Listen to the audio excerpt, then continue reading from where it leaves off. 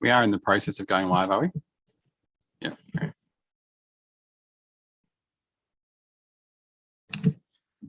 Good evening, everybody. Thank you for your attendance here this evening. Councillors, staff, other members of the committee, as well as members of the public. I'd like to start by acknowledging the Darug and Darkinjung people as the traditional custodians of the land of the Hawkesbury and pay respect to all elders past, present and emerging, and acknowledge all Aboriginal and Torres Strait Islander people as the first persons of the country. Just trying to run through a few procedural matters. So community members and members of the public attending the meeting in council chambers are advised that in the event of an emergency, you will be asked to proceed in an orderly manner to the nearest exit, following the guidance of our warden. I would also like to advise that the meetings of the council committees are recorded and live streamed. In the terms of the Privacy and Personal Information Protection Act, this may involve the recording of personal information provided at the time of the meeting. The recordings are made to assist staff in compiling the minutes of the meeting and to enable the podcasting of council committee meetings. The provision of any information that is recorded is voluntary. If any person does not wish to be recorded, they should not address or request to address the meeting. The recordings may be made available to other persons where such access is in accordance with the relevant regulations. The recordings are stored on council's record management system. Well, that was it. I'll turn the page over. For the benefit of those persons who will be addressing the committee, it is expected that you will refrain from making any insult, allegation, or personal reflection against any person present or not at this meeting. This request relates both to your address to the meeting and any answers given in response to the questions from the committee. As a courtesy to others, it is requested that mobile phones either be turned off or on silent. So that's all those matters. Are there any apologies this evening? I don't think we have any formal apologies. We have Councillor Kotlash. We have an apology from Councillor Kotlash. Councillor Zamprognos just arrived. Is that, so far not heard from Councillor Dogamachi, so I'll note him as an apology. Someone wishes to move that. Move to Councillor Richards, seconded Councillor Reardon. All in favour, carried. Are there any declarations of interest? No. If not, we'll move to the first item, which is the confirmation of minutes. Somebody who was present at the previous meeting wished to move the minutes, is correct? Move Deputy Mayor. Seconded Councillor Richards. All those in favour? Carried. So we now have two reports before us, and we do have a very full agenda this evening. We've received 93 written submissions in advance of this meeting. We've received some further written submissions which have been tabled this evening, and a copy of which has been provided to every member of the committee. We've also got 15 registered speakers. So we're going to start with registered speakers on all items, just get that hear from everybody first. We're then going to give each agency representative and council staff member who wishes to a chance to address the committee and provide information and any response to information that comes up. So there are quite a number of speakers, probably in the vicinity of 20 something. Each speaker is entitled, each member of the public speaker is entitled to 5 minutes. And some of those people are here in person, some are doing that via audio visual.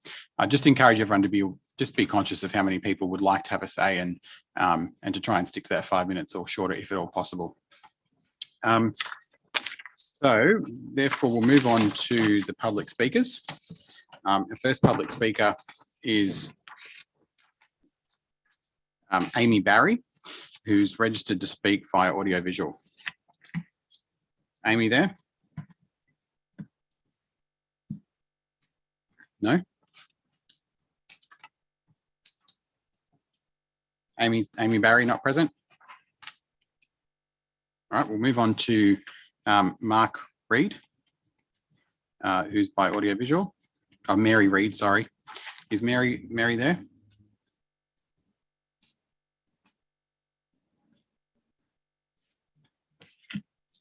Just search, make sure.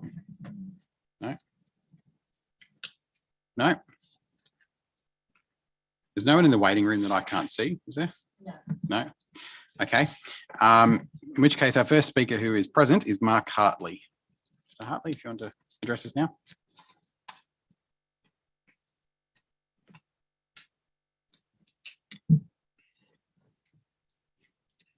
Good evening, distinguished members and learned councillors.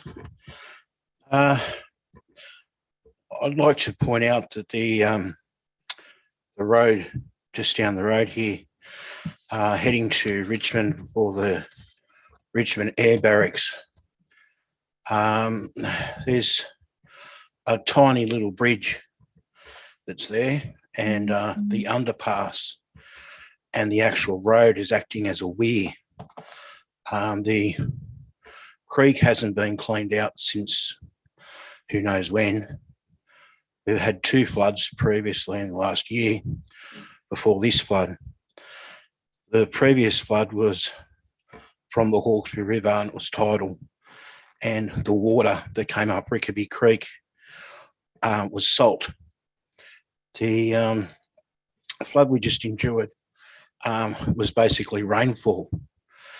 The rainfall wasn't being able to escape adequately because the watercourses have been changed.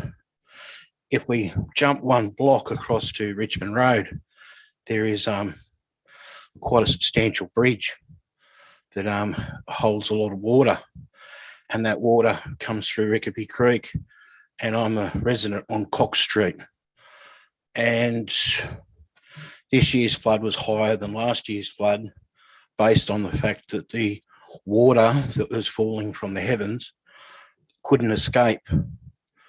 The question I'm leading towards is who is responsible for the creek not being cleaned out the previous 2 floods, who is also able to petition maybe the powers to be to build a better access for the water to leach back into the Hawkesbury River, because the Hawkesbury River was lower than Rickaby Creek for some stage. And it's a bottleneck, and the people in Cox Street endured that water for a lot longer than other creeks and other water catchment areas. Further, just being notified that the flood was coming, didn't receive a message on my mobile phone. Maybe I should have been with Telstra, but I'm with Optus. I don't know if that's got anything to do with it. Maybe powers to be could look into that. But the actual floods, closing the roads, there were no barriers on Cox Street. There was a piece of police tape that's 2 inches thick. At night time, you couldn't see that. The local residents were putting their garbage bins out to stop the tourists coming down to check on the flood waters. Still, we did not get any barriers or barricades or notifications that the road was flooded on both ends of Cox Street in front of the pool. I know you're all busy, so I'll just keep it short and sweet, and thank you for your time. Thank you very much. Appreciate the feedback. Our next speaker is Mr. Paul Bryant.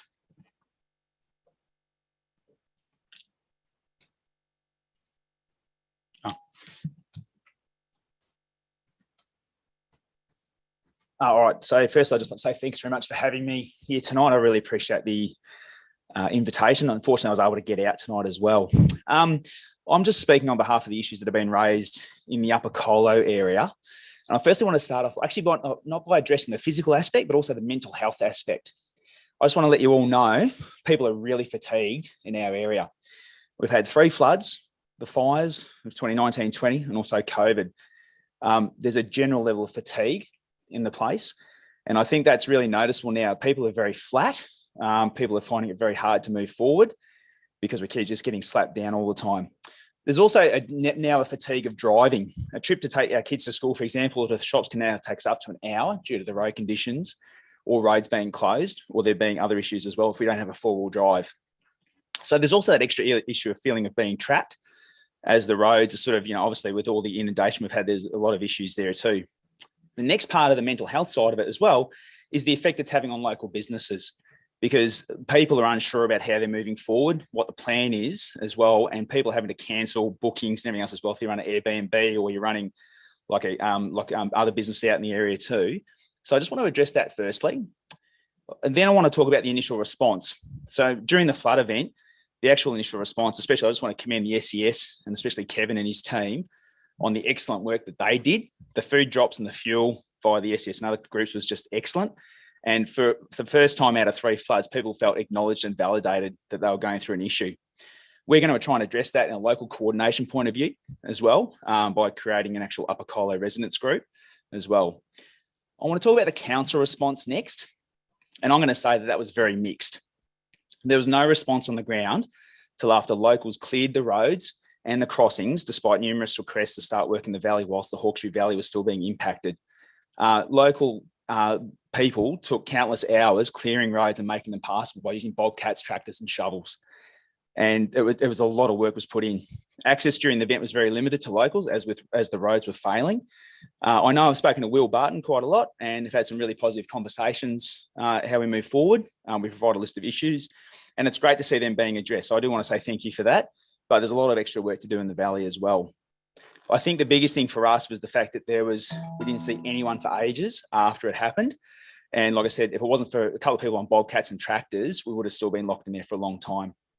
I'd also like to acknowledge Endeavour Energy. They did an excellent job. We were without power for 13 days and they worked very hard, and also the RFS and the Army.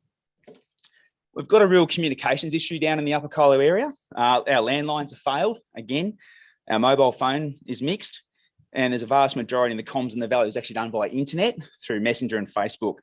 And this created real issues for us for notifications when the generators were turned off. For example, we had a medevac of a local resident, which Kevin and I were able to try and organise. It took 5.5 hours to get that person out of the valley as his medical condition deteriorated. And to me, that's unacceptable, especially in the other field that I work in at this point in time. And as we also know too, the Upper Colo gauge is unreliable at this point in time, and it seems to constantly be going down. In terms of roads and infrastructure in the area, they're very poor condition. I'd really encourage all of you to go for a drive and encounter the drive that I have to do to get my kids to go to school every day, which is via Commorroy Road. At one stage there, we were doing fuel runs for residents, and to get out Mount Lagoon Road to Bilpin was taking us an hour, and that was with just in four-wheel drives. I know that's being addressed at the moment, and I really appreciate that work happening, but we have no escape routes in the valley if something goes wrong, and that's a real concern. We have no way of getting out. We have no way of people getting through our area in the event that we have a wildfire event or a flood event, and it's really concerning. And having dealt with the 1925s, I can absolutely say that people at Cola Heights and Mount Lagoon would like that ability to get out. I've already talked about the driving issue. Drains have been blocked. They're still blocked. They're still not doing their job. We've had extra landslips happen in this last rain event as well. So that's something else to look towards. The plan forward, I was really, really happy to see today that there was communication sent out by the council about what's happening in the Upper Colo area. However, there was still no mention of Holbert and Cola Heights Road. They're two critical roads for people on the northern side of the river, and even from a fire perspective as well, when the bridge gets built, we'll need those fixed as well. There's still an issue addressed with rubbish collection too, and also, like I said, I really want to stress the effect on local business and local operators in the area too. So the way forward, I guess for us as out in our community, we'd like to know the plan. So what is it? What's the timeline? And is it possible to access other funds, etc., to pay for these roads and other issues such as escape routes? And is it possible to access Commonwealth and state funds? And I really thank you for your time and giving me the opportunity to speak tonight. So thank you very much. Thanks, Paul.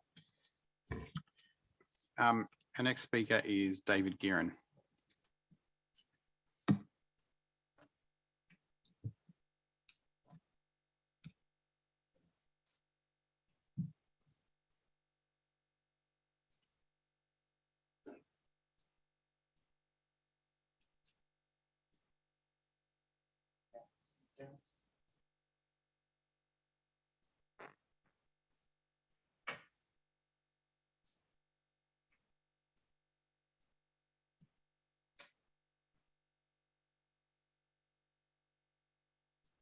Good evening.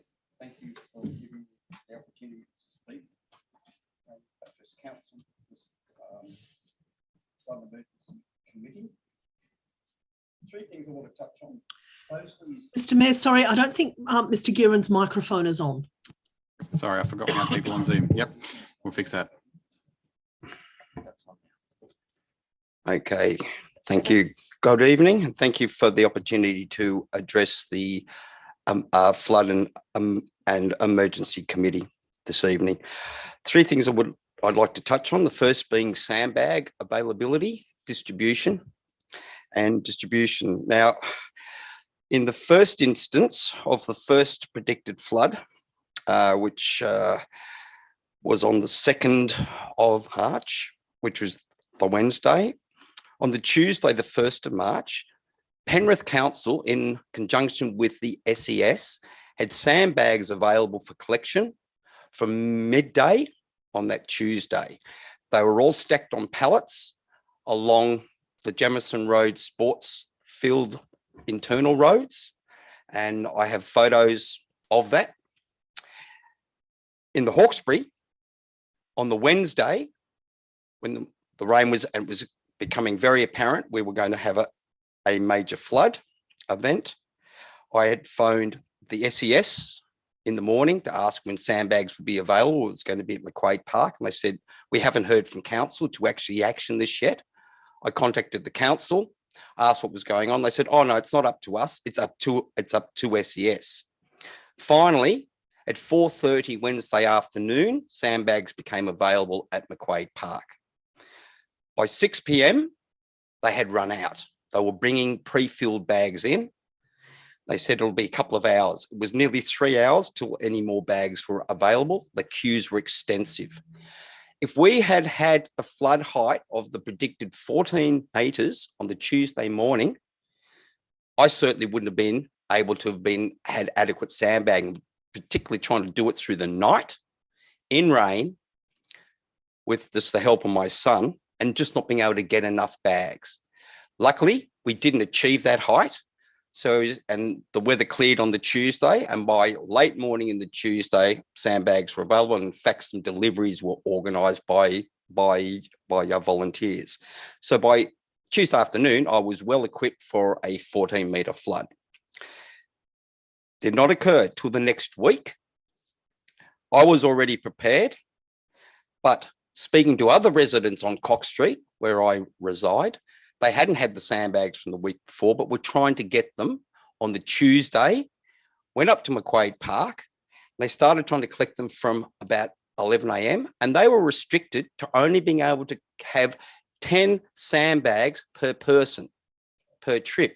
So they got 10, took them home, came back, queued again, and were again restricted to only being able to get 10 sandbags. So they were only able to get a total of 30 sandbags by the time the water had cut their driveway off. By about 2:30 in the afternoon, the shortfall seemed to have been remediated and you could take as many as you liked. But by then, they couldn't get them up to their place. So this was a major problem. Now, I have asked about, and somebody from, I spoke to a council, one of the problems was council just didn't have enough bags to put sand in. And if that's the case, surely since last year's flood, when we've all been forewarned of this event occurring again, we were certainly up for flooding again. Council would have had plenty of time to have acquired more bags to put sand in. I mean, if Penrith can be organised that well, it's very poor on us that we can't be.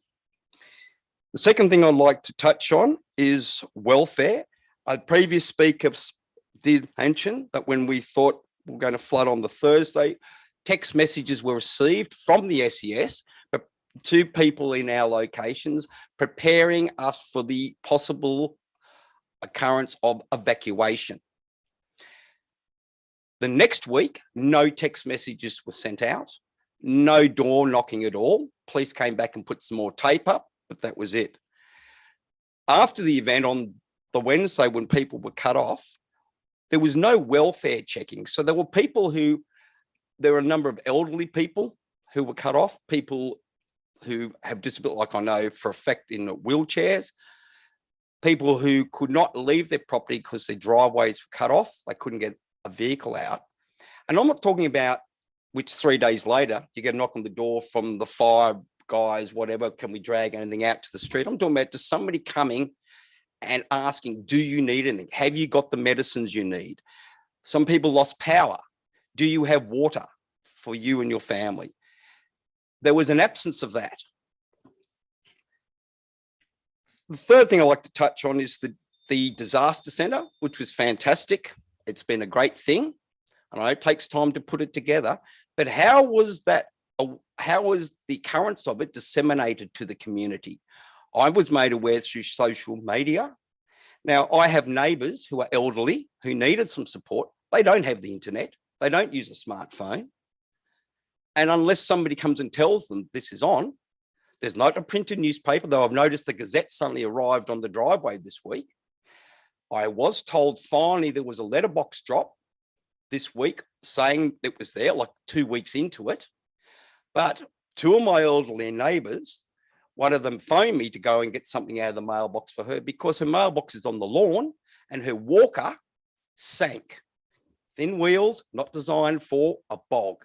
The other neighbour, they can't step off into the grass. So there needs to be a bit more done to let people who aren't in the cyberspace to be informed of what is going on. So that's really the 3 points I wanted to raise. Thank you. Thanks, David. I understand Mary Reid is now with us. Oh, she's dropped out again. Okay, we'll come back to Mary if at the time that we're there, she's there. Blake Morrison is our next speaker. Is Blake Morrison here? Or online? No. Josh Robinson.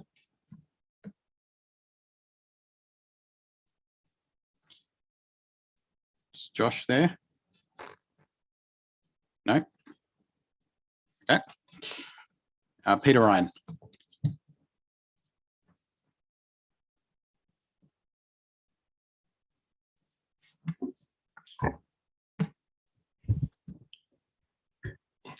Good evening, everyone. Thank you for affording me the opportunity to addressing you on behalf of the Pitt Town Progress Association and the community out there. The main issue I'd like to speak about is the flood evacuation route, and especially Pitt Town, but it covers probably a number of flood evacuation routes. The route we have is approximately 15.3 kilometres long and starts at Bathurst Street, Pitt Town, and runs through to Windsor Road. Now, most of these are back roads, which are narrow, that has no lines, no road shoulders, and very little lighting or signage at all. The flood evacuation route is our only way in and out of Pitt Town, and that occurs early. It's just not when it is. Actually, we produced a video, and if you'd like to have a look at the video, I'll talk you through this. Oh, we lost the video. And this is Boodles Lane where it starts. You can see we've got large tankers there that go in and out to take away the effluent or... We've lost the video again. Yeah.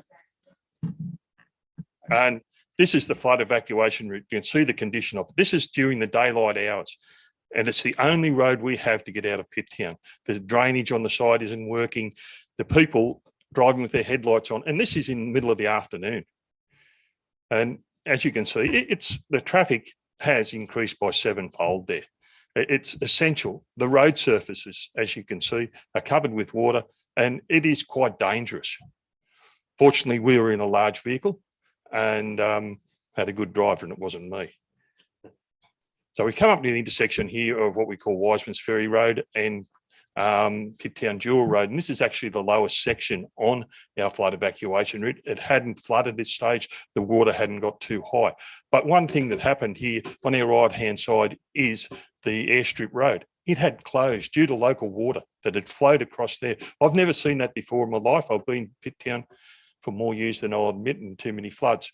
And it's the first time I've ever seen that happen. We've had to go up here to what we call the emergency evacuation route. This is, I believe, the first time this evacuation route has ever been used. And as we pull into there, you can see that it's a 1.5 car width road wide. And to be honest, at this stage, it's only been open a few hours and the surface has failed. Now, this is our only route in and out. You can see there's large trees each side. We don't need, if we had a large one of these large heavy trees come down, we'd be blocked. And that's probably where, if we have an emergency, this is the only way in and out. All those large trucks delivering fuel, garbage, taking out the sewage, have to use this now. It's the only way we had for quite a few days. And as you can look at it, the surface is not very good, and there's no lineage. People are driving to the conditions. We've got a hell of a dog leg in here for reasons that I could explain to you later. But this is it. If we have a real emergency, we're in trouble. Now, Pitt Town was developed as a 3A state government approval. And I remember back then that the SES cautioned the state government that taking a town from about 400 people to over 3,000 people, there were going to be major issues with evacuation, especially if we got a large flood and an order was given for us to get out. We only have a number of hours to get out. And a road like this is not adequate. It's a back road, that's what we call it. And it needs to be upgraded. And it needs to be upgraded as soon as possible. We've had enough time to have it done. And yes, we all got a bit slack because we all had that time off when we didn't have floods and we more or less forgot about them. So doesn't our state government have a duty of care? They approved the development of Pitt Town. They've put all these people here. Don't they have a duty of care to provide a safe, reliable, well-maintained flood evacuation route so people can get out? And it must be, it cannot be second class. It's got to be lifted to a standard, a high standard. So it's in the correct location. It goes the right way. We go away from the flood. We don't want to redesign Mackenzie's Creek or anything like that. That's not what we want. We want a proper, well-designed flood evacuation route for this purpose. We're quite fortunate. And look, thanks to a lot of you people here, we didn't lose lives this time, but it could happen. If we have a major incident here at Pitt Town, we will have struggled to get emergency vehicles in there if this road causes us issues. So let's work together. Let's get this fixed. It's taking far too long to deliver this. And I thank you very much for your time. If you've got any questions, please put them to me. Thanks. And look, we made the video with no experience or funds. Good job. Thank you. Thanks. Our next speaker is Jeanette Hayden.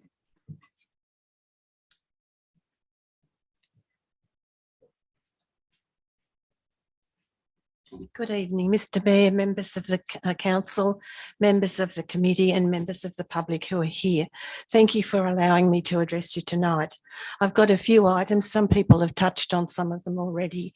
The first issue is I live in Red Bank Creek as my back fence.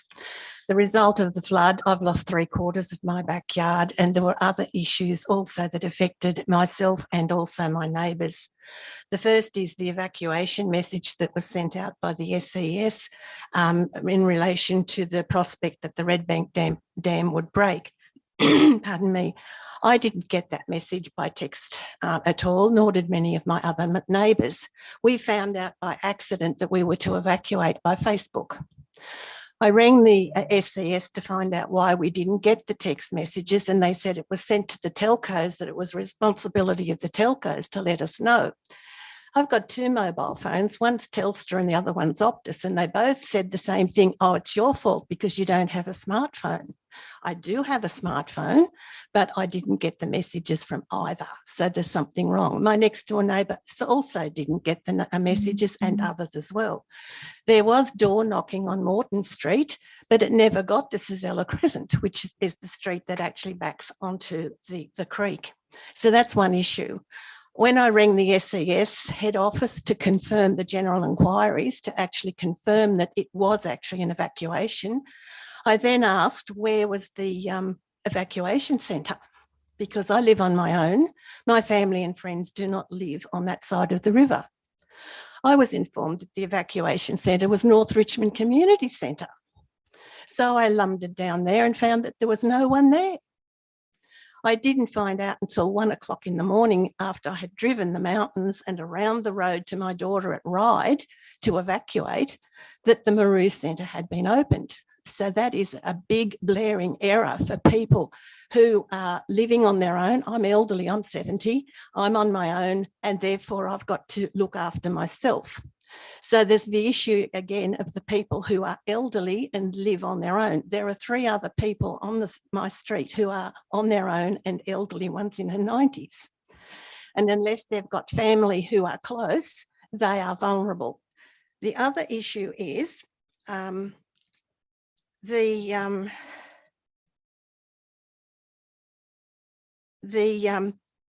damage to my backyard, I actually contacted the New South Wales Services to find out how it could be assessed and if the SES could come and do an impact assessment on my property.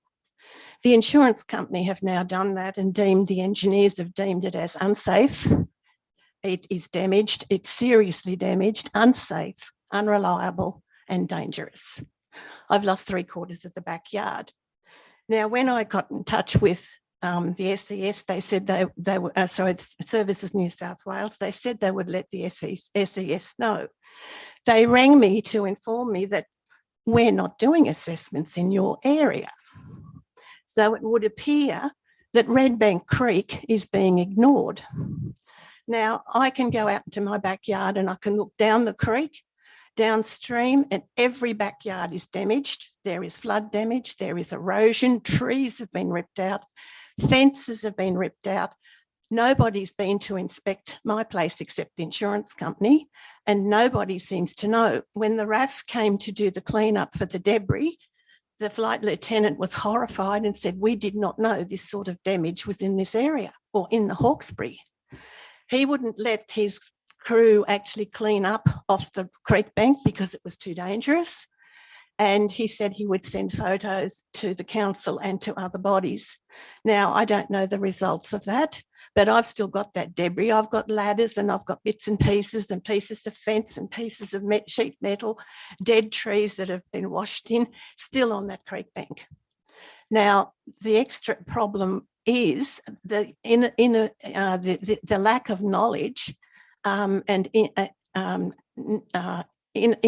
unavailable information relating to what grants are available to private people who have serious damage to their property. My house is all right, although at the moment, the actual retaining wall is the insurance company is going to have to make safe because it is in jeopardy.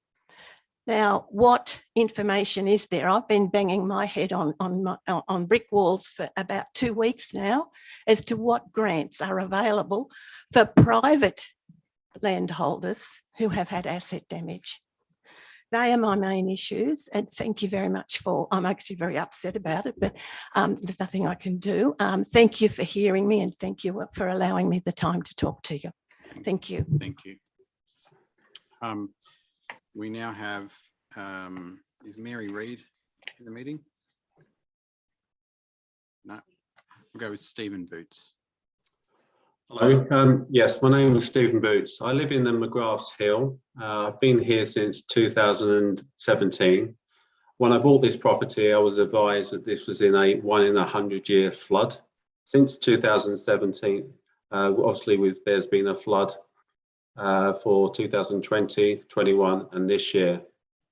When I started looking into the details, I noticed when the dam was built in 1961, there was 8 major floods.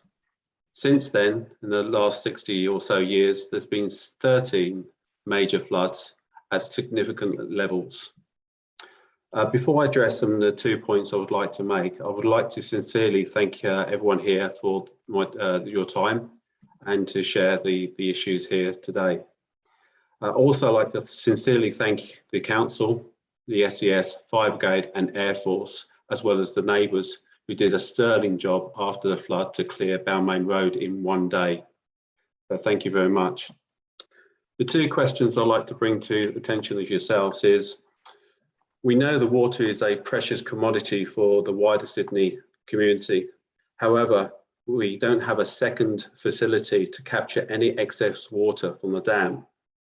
As we know, it just goes to waste and floods all the lower levels, causing risk to properties and life. So I'd like to bring that attention and like that to be considered.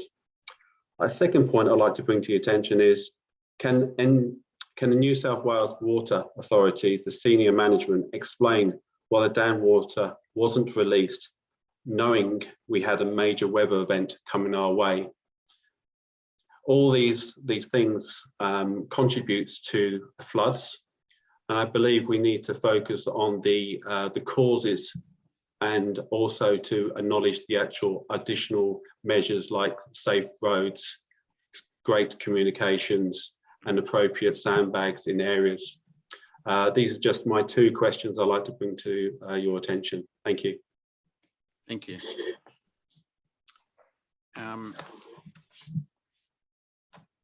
Our next speaker is,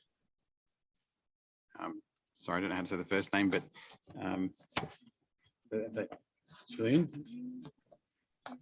Julian Lynn. Not with us at the moment anyway. Phil Snedden.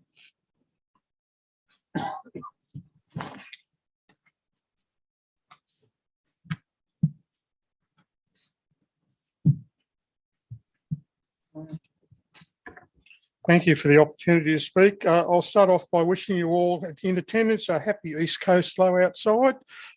These are going to be predicted to be more frequent under the prevailing climate change that we're living in. I personally have done things to be carbon neutral myself. I hope you've all done similar. I've spent the best part of $200,000 doing it as well.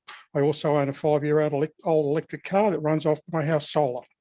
I've done 44,000 kilometres just up to just recently. My comments start.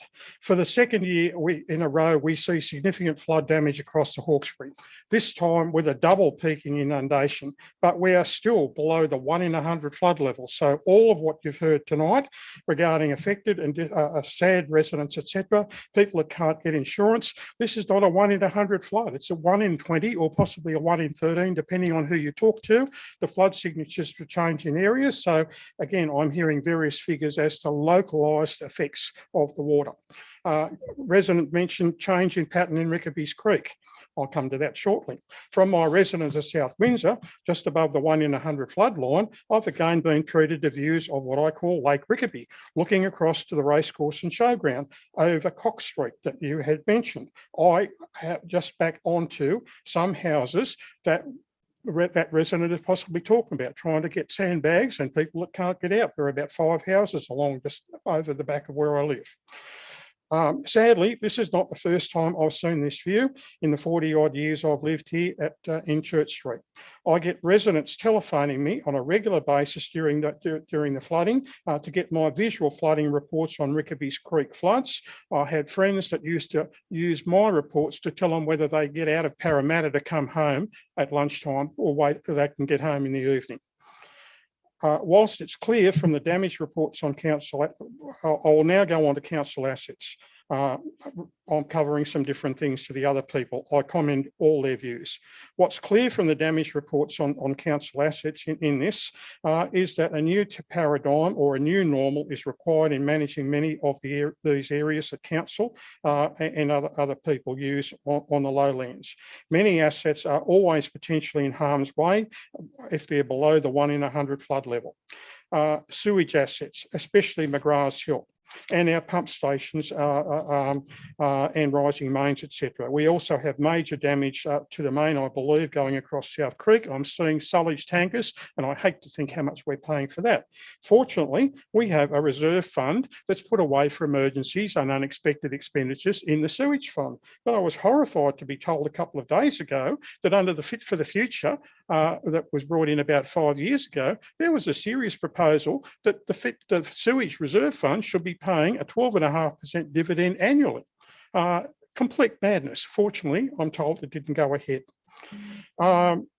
We also have many council assets that are going to go under no matter what: roads and causeways, sports facilities and grounds on flood liable lands, and because Hawkesbury is both blessed and cursed with our lovely facilities that are built on what are sacrificial lands below the 1 in 100 flood level, with nil potential now for residential development. In the old days, we've allowed people to build in harm's way, and we're hearing from it. Residents in the paper complaining 2 years in a row down at Harris Street. Should I get out? Can't afford to pay $30,000 insurance. Don't if any of these people understand what the insurance fees are about. It's the odds of the insurance company having to pay out. If you can't pay the premiums, then you shouldn't be choosing to live there.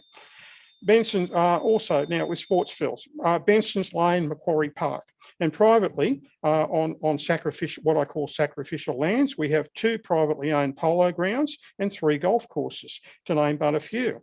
These will regularly go underwater in future flood events, as per recently, and in this case, the owners pay for the damages. In regard to council assets, the new normal approach is required. Assets need to be flood hardened to tolerate inundation. Certainly, I hope that there's more done with some of our sewer assets from that money that we have put away to do those sorts of things. A firm mandate is required to not allow vulnerable assets on council lands. So sporting organisations need to work with this new normal. Ratepayers should not be expected to regularly replace grandstands, lights, vulnerable facilities and buildings, etc., on regularly inundated council lands. Sporting groups regularly love their canteens, their on-site storage, etc., etc. But we really need a new paradigm where these items need to be mobile at the grounds and not be at council's risk, i.e. the ratepayers pay the damage. Private fields also now take the same risk, but at their own costs. Within the consultant's report in the first part here, I find it commendable, but sadly continues my 40+ years experience in the Valley. Do we never learn? Most comments in the collected comments at the back, as per previous. My house gets inundated, etc., but we are still below 1 in 100. Can you imagine the screams you're going to get with a 1 in 100 flood, let alone in 1867? Do we never learn? Most comments previous, as I said, if you can't afford insurance, then there must be a reason. You shouldn't be living there. That reflects the risk. In commerce, I was taught, if you want to know good odds, don't go to a bookie, talk to an insurance company actuary, because actuaries like to stay in their job and they want their company to make money. That's what they're paid for. Thanks, Mr. I would commend the consultants' reports that new councillors get full briefings on disaster management, both flood and fires. And tonight, we're only talking about the floods. We haven't touched the fires that's coming up in the second item. So time did expire a while ago. So okay, thank you. Yep. Could I just briefly say our submarine bridge and Jacaranda Ponds, we're allowing a new suburb contingent on a bridge that goes underwater regularly. It's madness, politely. Thank you. Thank you. Any questions? That's okay for the moment. Our next speaker is Marie Fain. Yes, hello everybody, and I'm certainly happy to be here today and be able to speak to all the people involved in this massive disaster that we're all going through.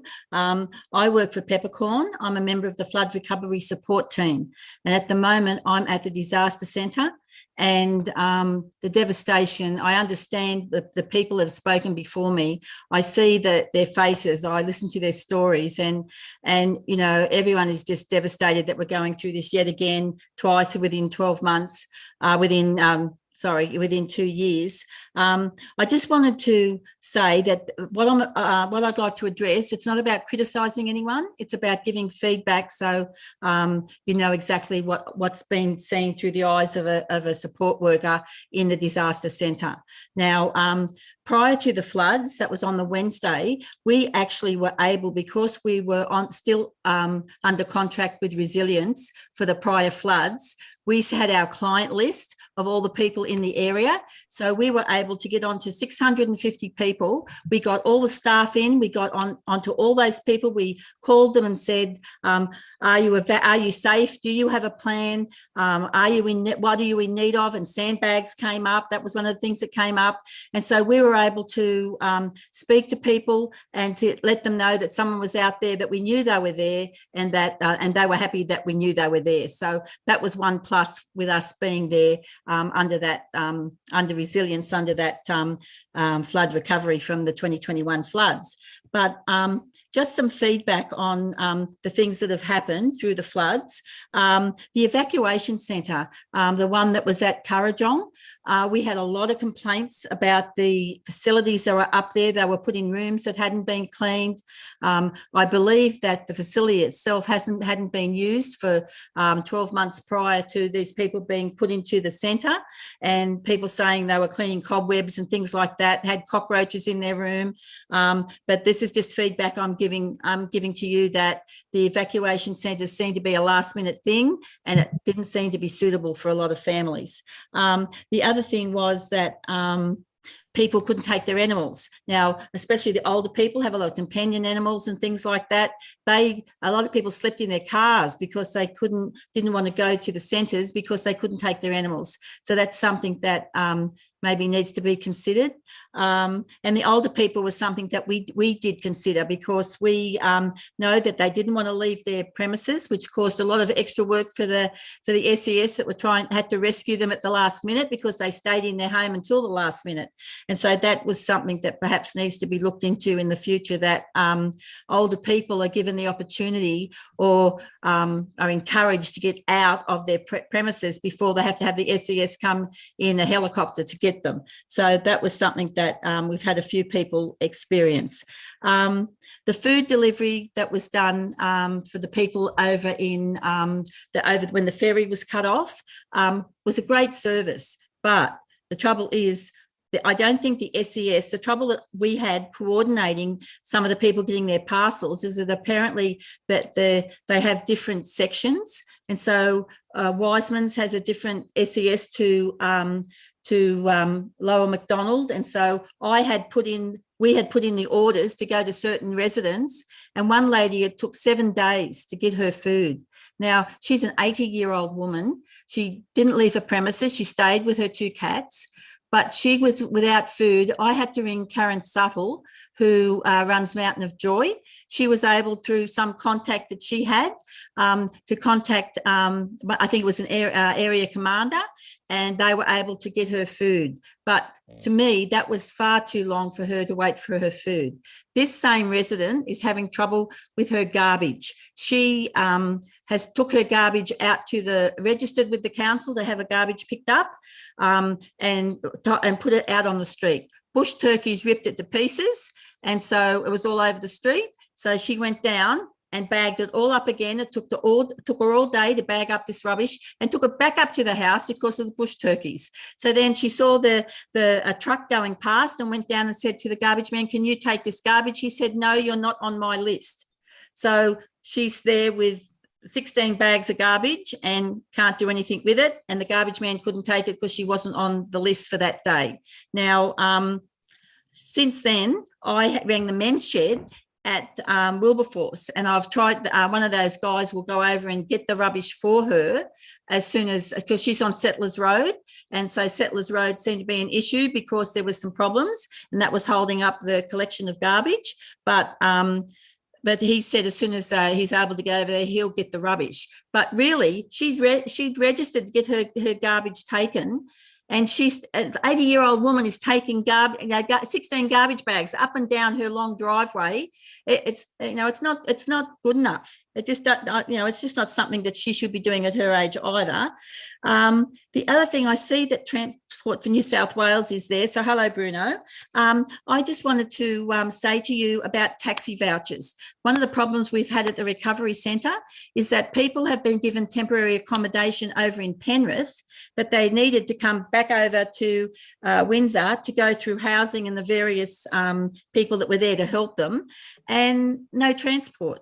So I said, can we get some taxi vouchers? Now, they've been working on those taxi vouchers for 2 weeks and we still haven't seen them. So I don't know where they are in the big picture of life, but that would make life a whole lot easier if people had transport. Peppercorn has tried to book in transport when they can, but we're limited because we do a lot of the transport we do in the areas for medical, and we take older people shopping and things like that. So we're having to fit that in between what we do. So that is definitely an issue. The other thing, what else have I got on the plan? Taxi vouchers and rubbish. No, I think that's me. I think that's all I wanted to say. But like I say, it's been a massive, massive job. And one of the silver linings has been that we have been there for the people when they come in. They've been our clients from the prior floods. So we're able to show them a familiar face. We're able to say, we've got you. And we greet them as, hello, Joan, you know, it's a terrible thing you're going through. You know, how's your husband? He was going in for an operation. You know, did you get somewhere to put, have you got somewhere you put your dogs? Like we can talk to them on a personal level, which makes them feel like they're not just a number, that they are with people. But I would like to also congratulate the people who have put the hubs together, the disaster centres, because those people are very dedicated, been wonderful ears to the community, and the people have really felt like they've been supported. So I thank whoever has put all those people together, and I think it's resilience that get the credit for that.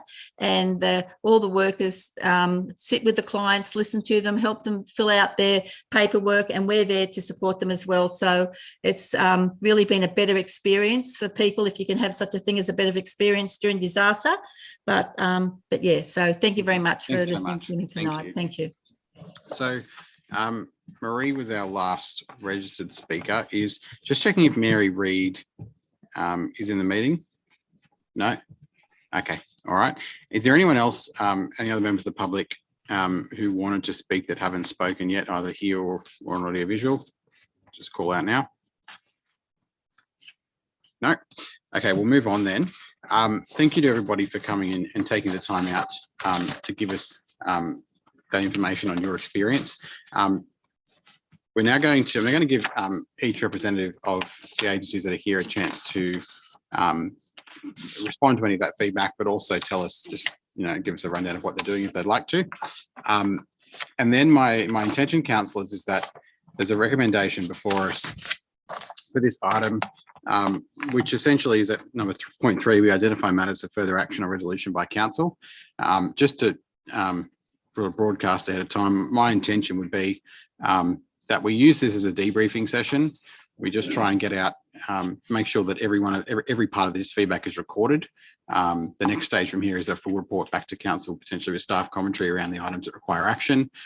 So that, you know, I would suggest that rather than try and solve every issue tonight, we just record everything, get it all in the public record, make sure everybody knows that we've heard what needs to be done, and then a report will come to the next council meeting that will allow us to prioritise and decide on the actions required for different matters. But that's just my thoughts. But I wanted to broadcast that so that everyone has a chance to consider what they might like included, whilst we're listening to the representatives from various agencies. So go first to Infrastructure New South Wales. They're both representatives in audio visual. If somebody from Infrastructure New South Wales did want a chance to speak.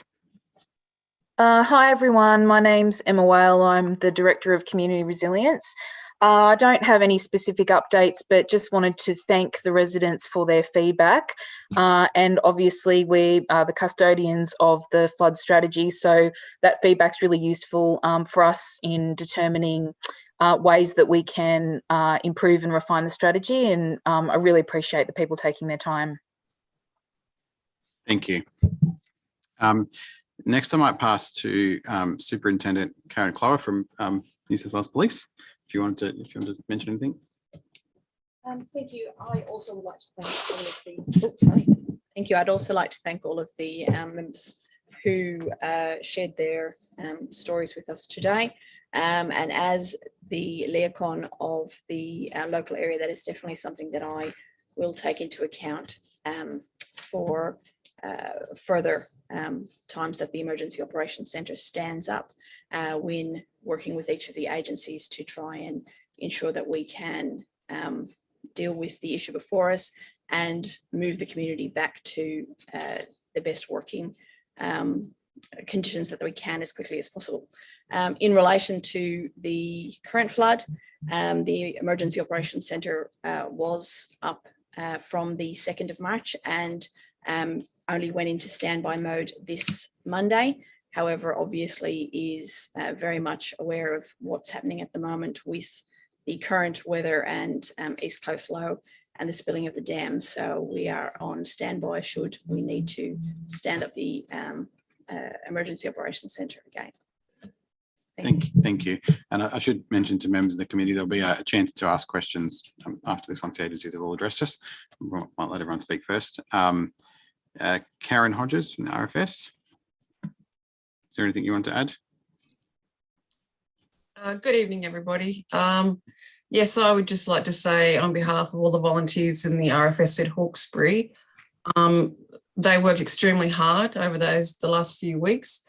They actually attended well over 700 tasks on both sides of the river, and we're still assisting members of the community as required every day, just helping out people, welfare checks and things like that.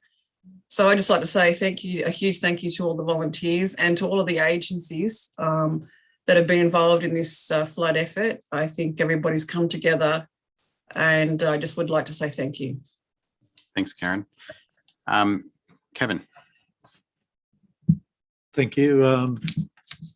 From the SES's point of view, it's good to hear a lot of the things that were brought up tonight from our speakers that relate to SES. The hardening thing for me is most of them we've already identified as we went along. There are lots of issues that were fairly obvious straight away.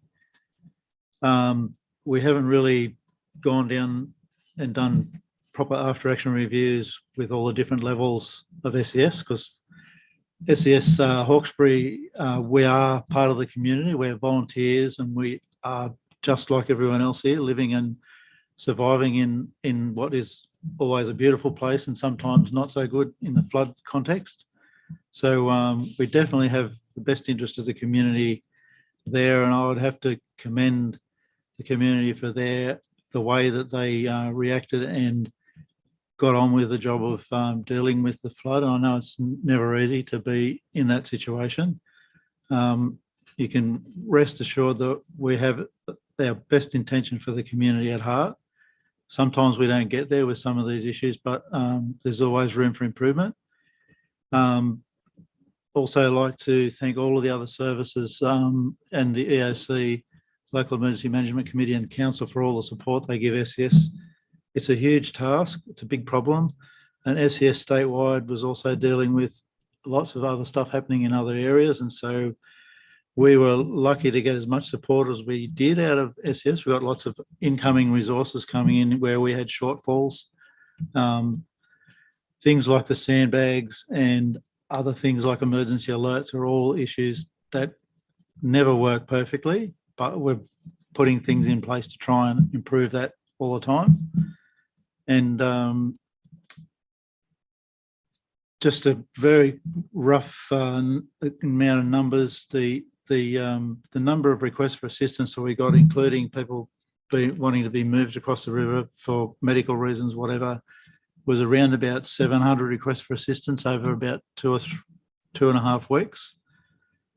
40 odd of those were flood rescues, and that's a vast improvement on the one last year, because there was about 150 last year of flood rescues where people drove into water and needed our assistance to get out of there. But this time was much less, and that's a huge credit to the community for taking notice of the messaging, because I think the conditions were probably worse this time, and yet we had less of those sort of incidents. So that's pretty much it from me. Thank you. Anyone from Transport for New South Wales with us that wants to address this? Yeah, good evening, and hello everybody.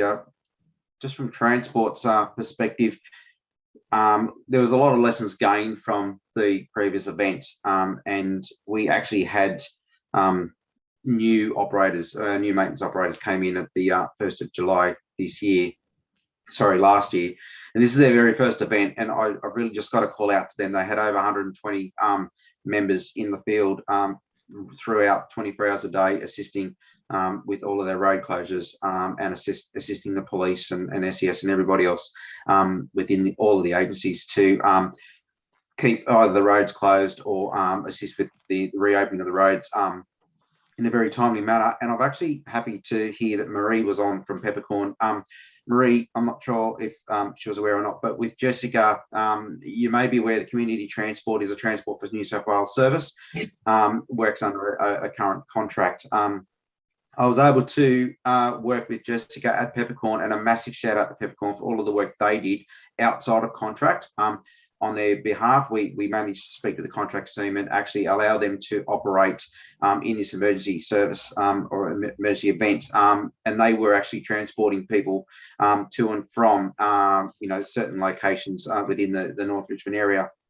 Not to mention assisting health, where they were able to move 20 people, 20 of the health staff collectively over a 24 or 48 hour period on their events of change of staffing. So I think that's a massive shout out to Peppercorn as well. That's about it for me at the moment. Thanks. Thank you. And Dean Betts from Resilience New South Wales. Yeah, thanks, Mayor. Dean Betts from Resilience New South Wales, and I'm the appointed recovery coordinator for Greater Sydney, but primarily the Hawkesbury Nepean, just for people's information. From a recovery perspective, our team, with all the different government agencies and non-for-profit agencies, have been supporting recovery and trying to lead that since the start of the EOC here with the police, to really get that good understanding of what recovery looks like. So in that meantime, we've got 2 recovery centres that have been up and running for nearly 3 weeks, been at South Windsor and Wiseman Surrey, that have been operating 7 days per week. And if we look at some of the attendances, South Windsor was averaging about 90 to 100 people a day. Has started to drop off a little bit now, but it's still been quite consistent. And Wiseman's Ferry is obviously not quite as much, but still 40, 50 people have been coming in a day.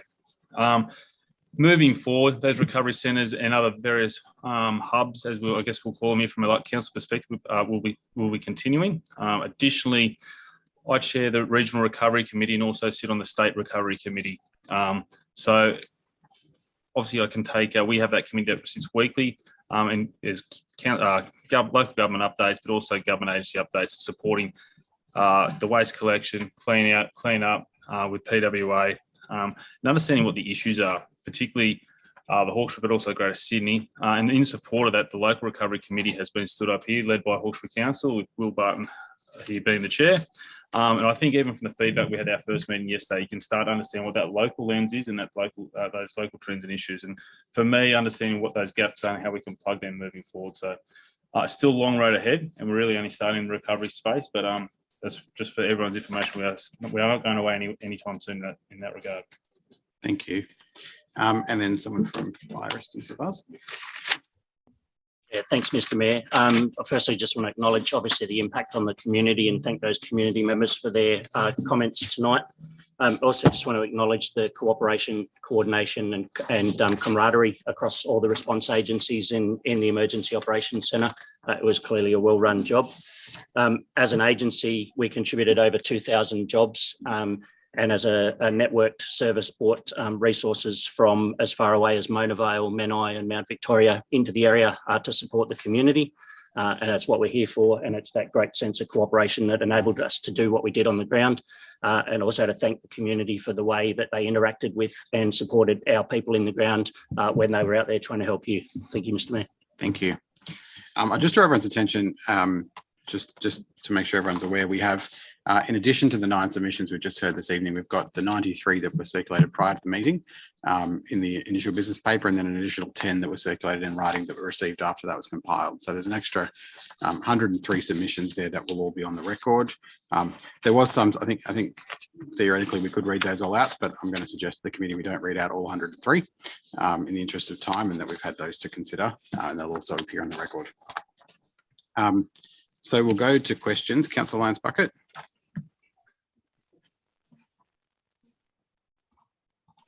Thank you, Mr. Mayor.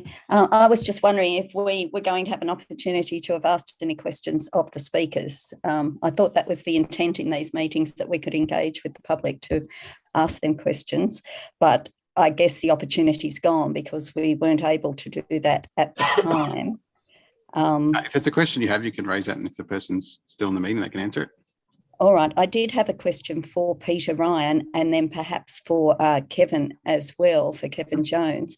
And it was around the actual purpose. What is the understanding of an emergency evacuation route? This is something I don't quite understand. Is an emergency evacuation route something by which you would think that people would be evacuated and then that was it? Or is an emergency evacuation route an alternate route for people to be using back and forward? This is something that I think we need to clarify, and I'd be interested both in what the community believe something that's called an emergency evacuation route is, and what the SES consider, because in some instances, I think when there's an evacuation, people are moved and that's it. They're not going back. They're going to an evacuation centre until it's safe to go back.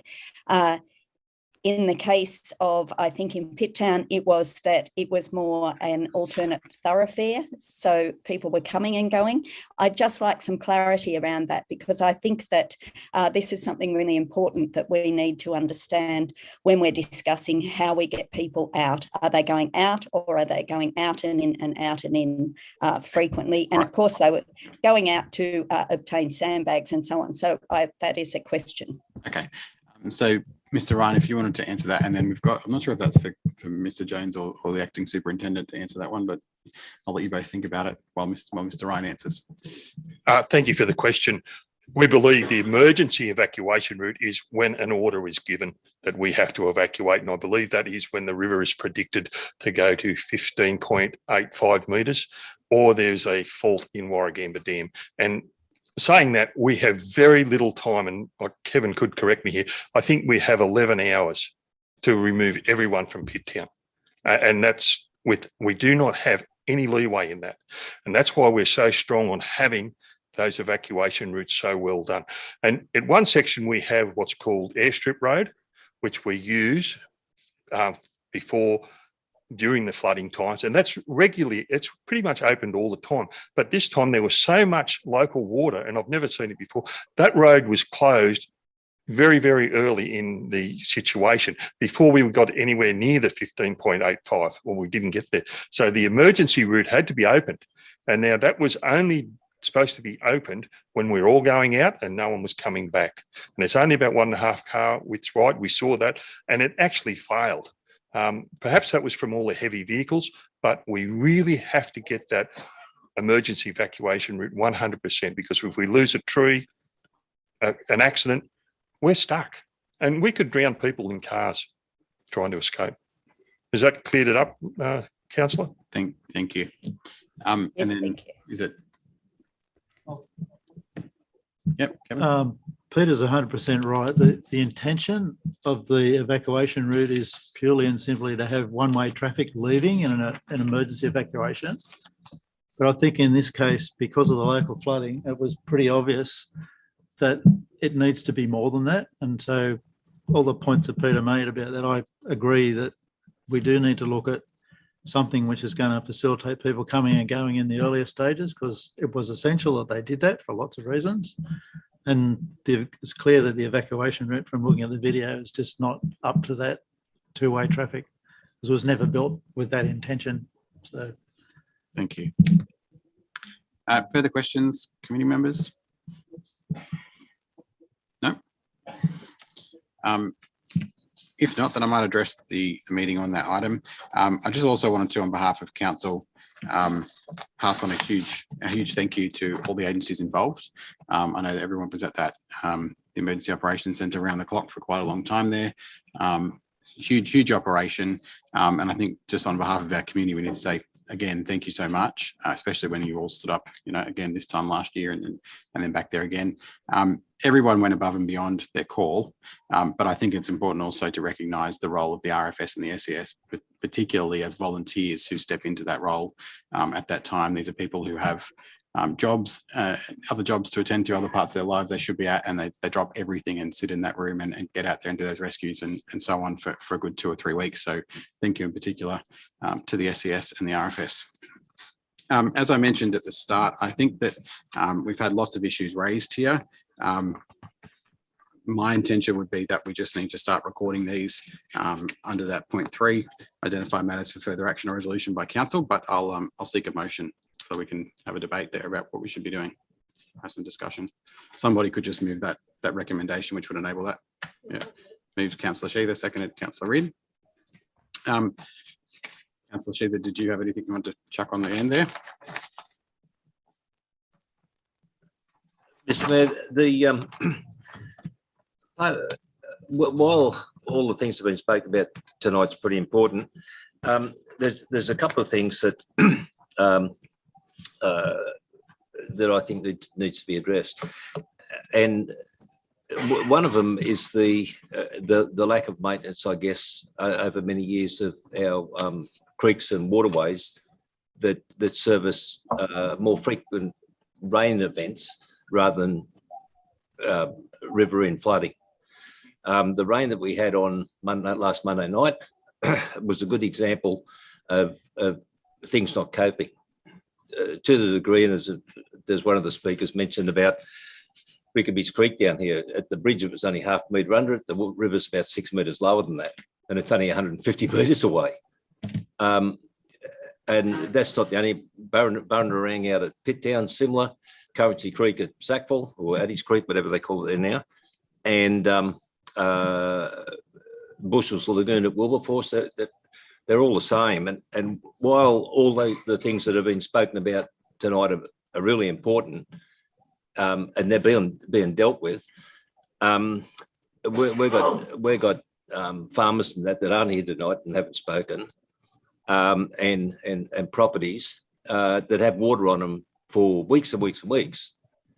That's unnecessary, and they can be rectified with the floodgates that were put in place for the very purpose of flooding, and the like. When you get riverine flooding, that minimises the amount of water that goes back into the swamp areas and the low areas, like behind the raft-based areas like that. And I've spoken to the staff about it. But I think that you were at a meeting, I think on Monday, Tuesday, and I've met with some of the other residents in other places, and you've heard the comments that were made. While all that was spoken about was serious, the majority of them come back to looking at the everyday occurrence of flooding that's unnecessary. And Mr. Ryan has spoken about Pitttown, and there's a road alongside the sporting grounds there at Pitttown that if you spit in the drain there, you've got water over the road on a regular basis. Now, the road was never built like that. It's got pipes under it and it's got a drain there, but it's full of rubbish and weeds and even trees. It's been that long since it's clean. And so that a shower of rain that might interfere with someone's activities for a couple of hours is carried into weeks, and with a lot of the turf farmers and stuff like that, vegetable farmers, if it goes under for more than a couple of days, then you're looking at a great loss. So, and with all the support that the services have given, these people live on floodplain. They're happy to live there. They don't mind a bit of a kick in the pants occasionally, but there's things there that need rectification, and I believe it's our responsibility to do that. That would minimise their problems for everyday life. So I don't know what's necessary to go into this, Mr. Mayor, but my view would be that the council review it's the drainage and stormwater systems that make these low areas operate to come back to council at a later date. Yeah. So I think if we just, for the benefit of those taking minutes, I think the intention would be go under point 3, just add the word including, and now point A, the management of drainage on creeks. I'd also like to suggest another point to the resolution, if Councillor Sheether and Councillor Reid are open to it, which is that we council staff compile the feedback from the submissions, refer feedback relating to other agencies to those state agencies, with those referrals and any responses received to review reported back to the committee, just as a way to capture all those submissions that relate to other agencies and make sure that feedback isn't lost. Happy with that, Mr. Mayor. Yeah. Councillor Lyons Bucket. Thank you, Mr. Mayor.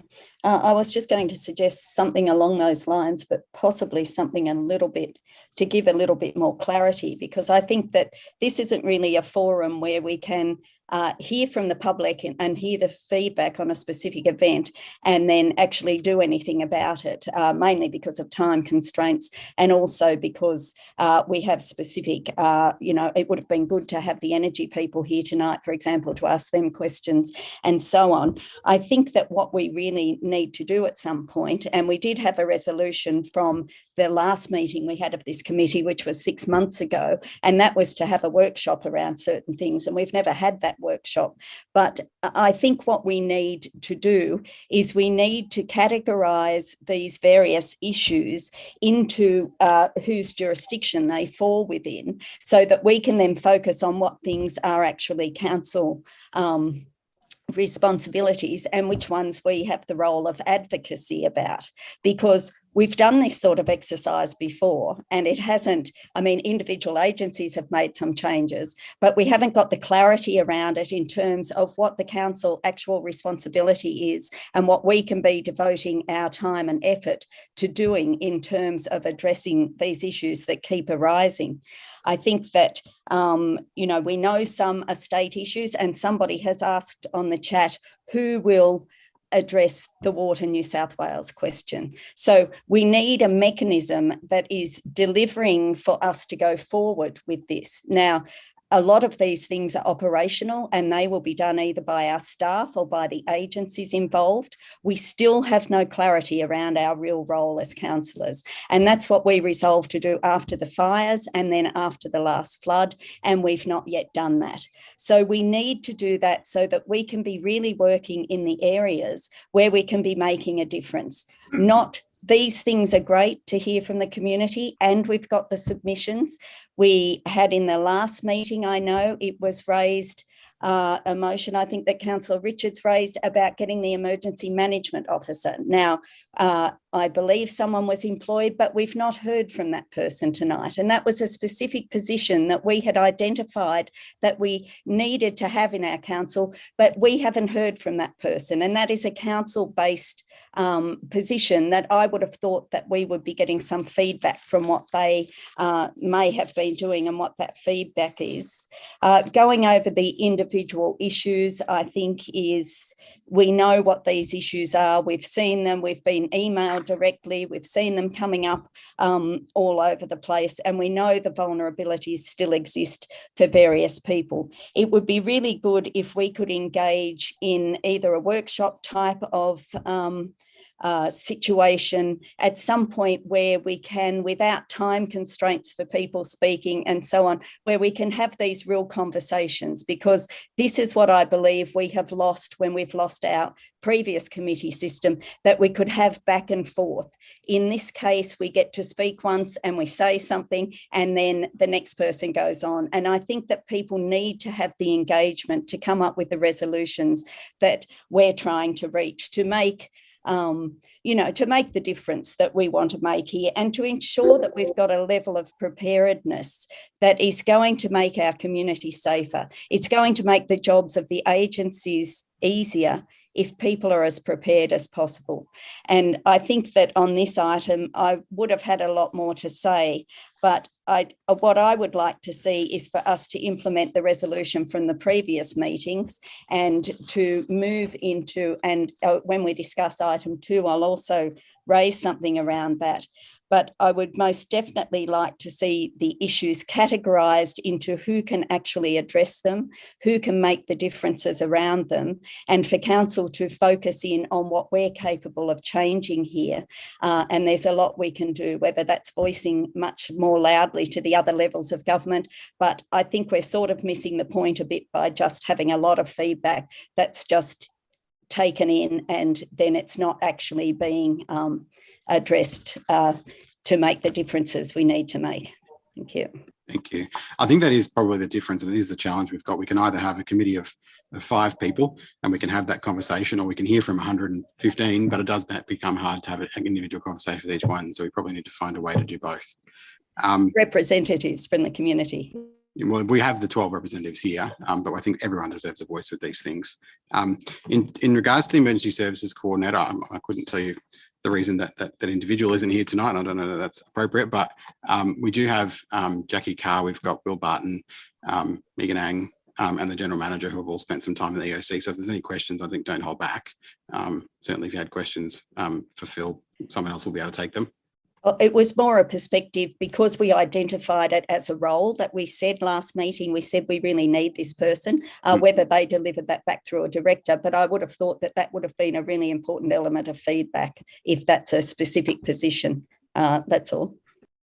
Okay. All right. Well, if you do come up with any questions, you feel free to stick the hand back up. Councillor Wheeler. Thanks, Mr. Mayor. I want to thank the speakers for taking the time to come and address us, particularly those that have travelled long distances, people like Paul Bryant. That is a hell of a road at the moment to be travelling at any time of day, but particularly now going home in the dark. So thank you very much. Your input has been invaluable.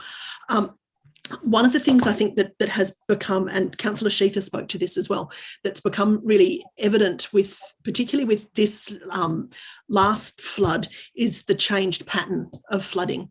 And I'm not sure entirely what's to blame. There's a lot of conjecture. What I'm really hoping is that we get far more information from the last 3 incidents that we've had that allow us to examine what's really going on here and therefore to deal with it.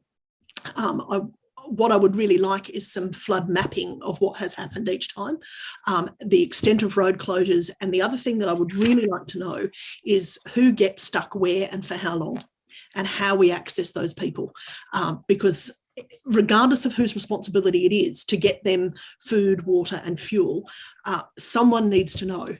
I think it was really helpful to hear from Ms. Fain that we've got this now ongoing database of people who were impacted last time. And I can see that that's a real benefit.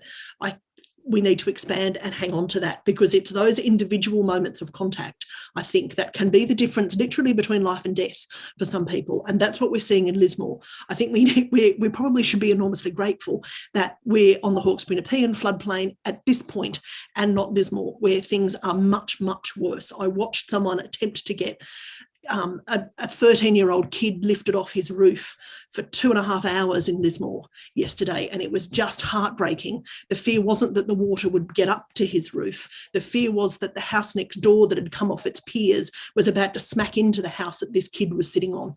That's the sort of weather events that we're dealing with now, and we have to be able to react to them. We've got increased flash flooding. I know it's Turnbull Avenue in Wilberforce, for example, considered to be a high point of Wilberforce. We know where our low bits are here. You don't expect to get flooded in the middle of Turnbull Avenue, but it's flooded twice in a month. There's real questions, I think, about the infrastructure, both public and private, and its capacity to cope, particularly around drainage and surge events. That's part of what we're seeing, I think. Runoff, overland flooding, the impact of development and rain volumes, I think, are things that we need far more information about the impacts of. What concerns me now is 3 flood events on, so 4 natural disasters, and I'm still, as a sitting councillor, not really clear on who does what. What we need to have now, and we should have, is a set of actions on who does what when.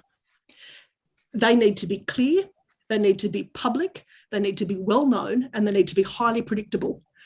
And that's what we should be relying on, a set of standard operating procedures that we can all rely on to get people through these events, and people should know what happens, who to contact, what will happen next. When the river hits this point, what happens? Where is my house in this scheme of things, and what actions should I be carrying out? If we can't do that for people, we're falling down on our collective responsibility. We've heard that we've got issues around emergency preparation, really basic stuff like sandbags, evacuation centres and road closures. And I really hear Peter Ryan talking about, just the police tape.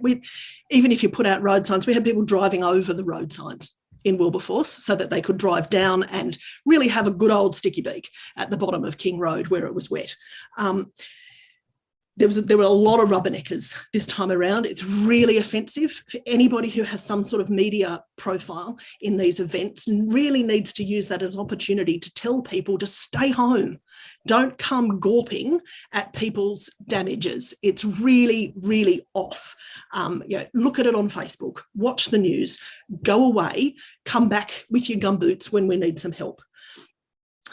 Basic information that needs to be out to the public, not just on Facebook and not just via text message. We have whole tracts of communities that can't see, that don't have telecommunications, often beyond a small transistor radio or the radio in their car when these events hit. And we have to prepare people for that. We need to get hard copies of information into food drops and fuel drops and at specific points. I urge you to have a good look at what's being done in Mullumbimby, where people are working off whiteboards to work out who with information that people need to know. It's working really well. We need better gauges and reliable gauges. Colo's gone out again. They're back to using the stick. I think it was fixed yesterday morning. Telecommunications are a huge issue. Warnings and evacuation routes. These are really basic things to keep people alive. And then we need to talk about recovery, mental health, and longer term resilience. We have to get out into these communities. I would like to see us making regular visits to these communities with our recovery teams to talk to people. We've heard from Paul Bryant that people in Colo are exhausted. We managed to go out there during the fires. It was really valuable. We need to do that for floods as well. We can't expect people to be driving a 2-hour turnaround to come and talk to a recovery centre at South Windsor. We have to get into these communities, the same as St Albans and Lower Macdonald. And then we need to have a robust discussion about longer term resilience around insurance. And I noticed that there's the potential for a government-backed scheme being discussed in federal parliament at the moment.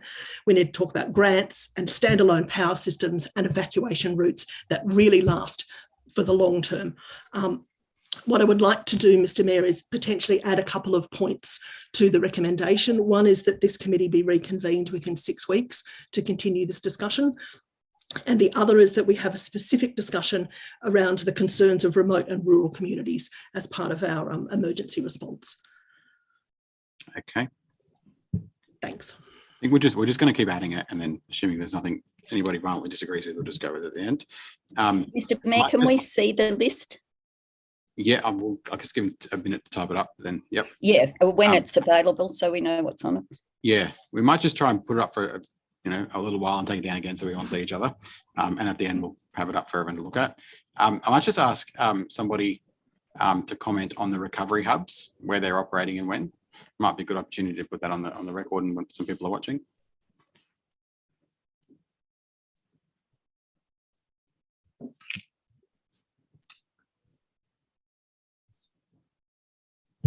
Hi, I'm Megan Ang. I'm the manager of the Community Planning and Partnerships team here at Council.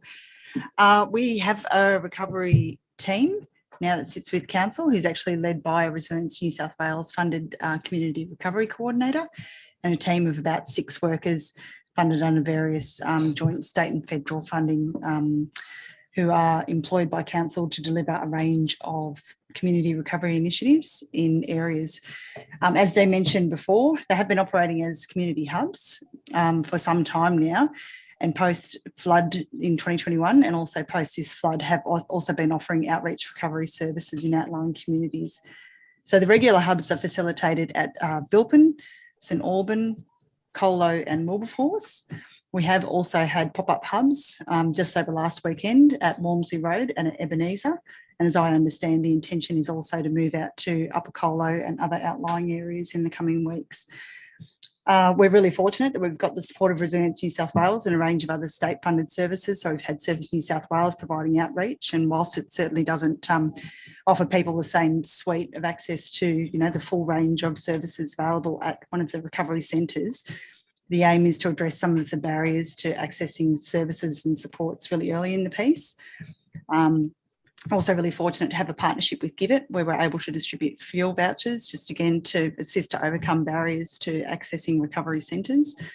Those hubs, as I said, have been operating for some 18 months and they'll continue to do so. And yeah, we're just trying to work with the needs of the communities in those complex spaces, and with respect to the various access needs and significant mental health, financial and other pressures that people are feeling out in those communities.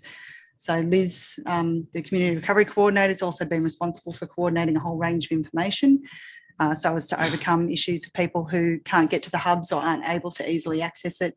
You'll see a mail out from the Mayor, coming out in the coming weeks, and also postal drops in those areas just to try and keep people abreast of where they can go to access information and support through a range of mechanisms.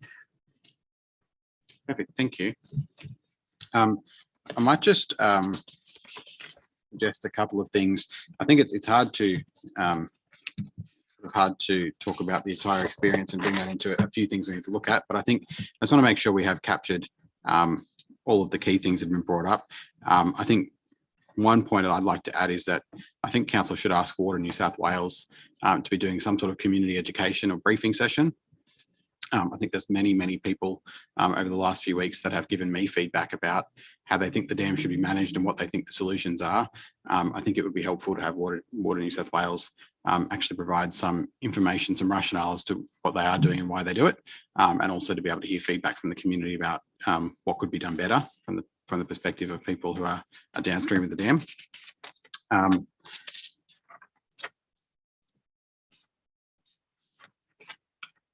Yeah, I might leave it there for the moment. We've got other hands up and we'll come back.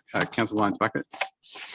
Thank you, Mr. Mayor. I'm just wondering if we can add again around the electricity. I think that we do need to deal about that. We need to speak to Endeavour about, so people understand what the situation is with why areas were being cut for safety reasons and so on. I think that we need to have that conversation. It was raised by some speakers tonight, but I think we have raised it previously. So I think that would be a good inclusion. Yep, thank you. I'd also like to put a point in there about the Pitt Town evacuation route in particular. It's been coming up a lot, so I think that should be added on there. I also had a question for the acting superintendent, just in regards to some commentary earlier around, is there any confusion, I guess, in the local plans about who does what and when, or is that information all well known, and perhaps we just need to work out a way to make sure everybody else is confident about that? It is articulated quite well in the plans, both state and local, and I'm sure that should there be any additional queries, once that information has been reviewed, each of the agencies would be happy to provide any further detail. Okay, thank you. Maybe we can, not for the resolution, but maybe at some point we look at a separate briefing just around that to make sure that the councillors are across what those plans that operate in an emergency situation are. Councillor Weigel. Yeah, thanks, Mr. Mayor. Could I just add to point 3, maybe A?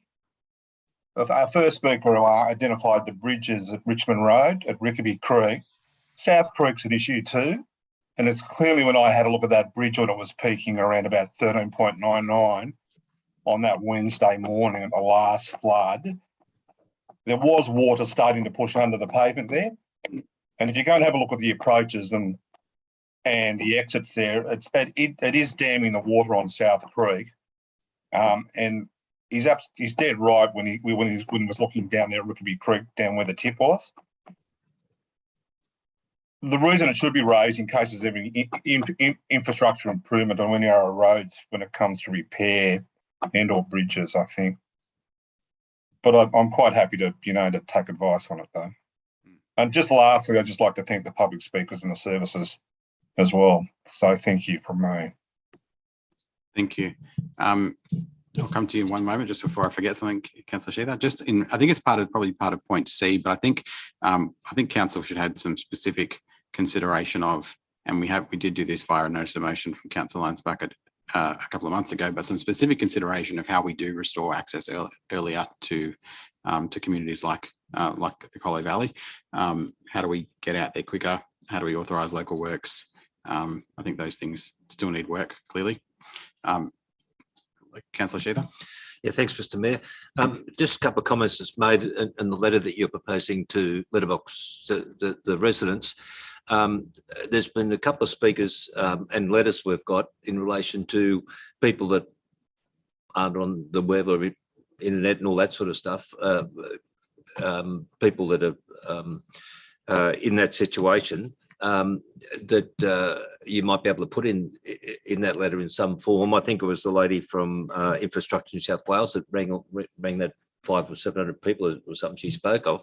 That sort of thing, that some of those people can ring someone to book, I guess, in the situation that that someone can check on them if that particular area is being inundated, either by fire or flood. There's nothing else that might get to them. A letterbox drop, though, will be in the letterbox, where the newspaper or the like may not reach them. Thank you. One other point, I just sorry to keep butting in, but there's a few things here. I'm just going over multiple pages. The other thing I wanted to bring up was also just around the provision of emergency food and supplies. One thing that became evident during this flood in particular was that it was over an extended period. There's many people who didn't have access to emergency food and supplies, and the SES did a great job of getting those out, but they were provided by local charities, in particular by Mountain of Joy and Hawkesbury Helping Hands, but some others as well. And I think that needs to be looked at, whether that's a model that's sustainable and fair, that those charities, I fear for what would have happened if those charities weren't there in terms of what that would have done to response times. And I don't think it's a good enough plan from the state government's point of view that we're just waiting on, just assuming there'll be charities to fill that gap. So I think that needs to be looked at. Councillor Richards.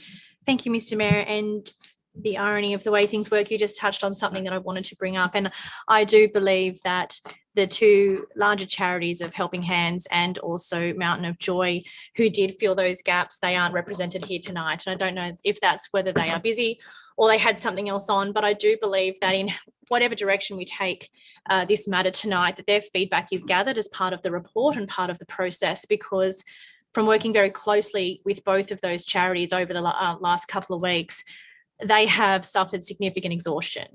We had volunteers sourcing how to get food to people who are isolated. And no matter what level of government, you are right, we need someone in government, no matter what level they're on, to actually take some sort of responsibility for that, because relying on our volunteers to the point where they are mentally and physically exhausted and traumatised is not okay. And I know as councillors, as elected representatives, we also took that burden as well. People feel, well, I guess the coalface, the most easily approachable people in these kind of emergency situations. And we received so many calls for help from people as well. And of course, that's our job to do that. But there does need to be some level of coordination. I guess even in my role, when people were contacting me quite urgently and frantically for food, and it was a new process for me to have to learn that I had to go, or someone had to go gather the food and get it to the good guys at the SES to do the difficulty of making the drop. And, they're things that we are learning. And I guess on that point, I just wanted to say that if we're going to try and maybe have a positive from this flood compared to last flood, and every single emergency we go through is a learning experience, I think the community does need to be congratulated for that little bit more resilience that they did have this time around from last year. And there was certainly even though it was a higher flood and a greater impact, there was more calm in the community and an understanding of what was about to happen. And I know that only comes with going through something previously.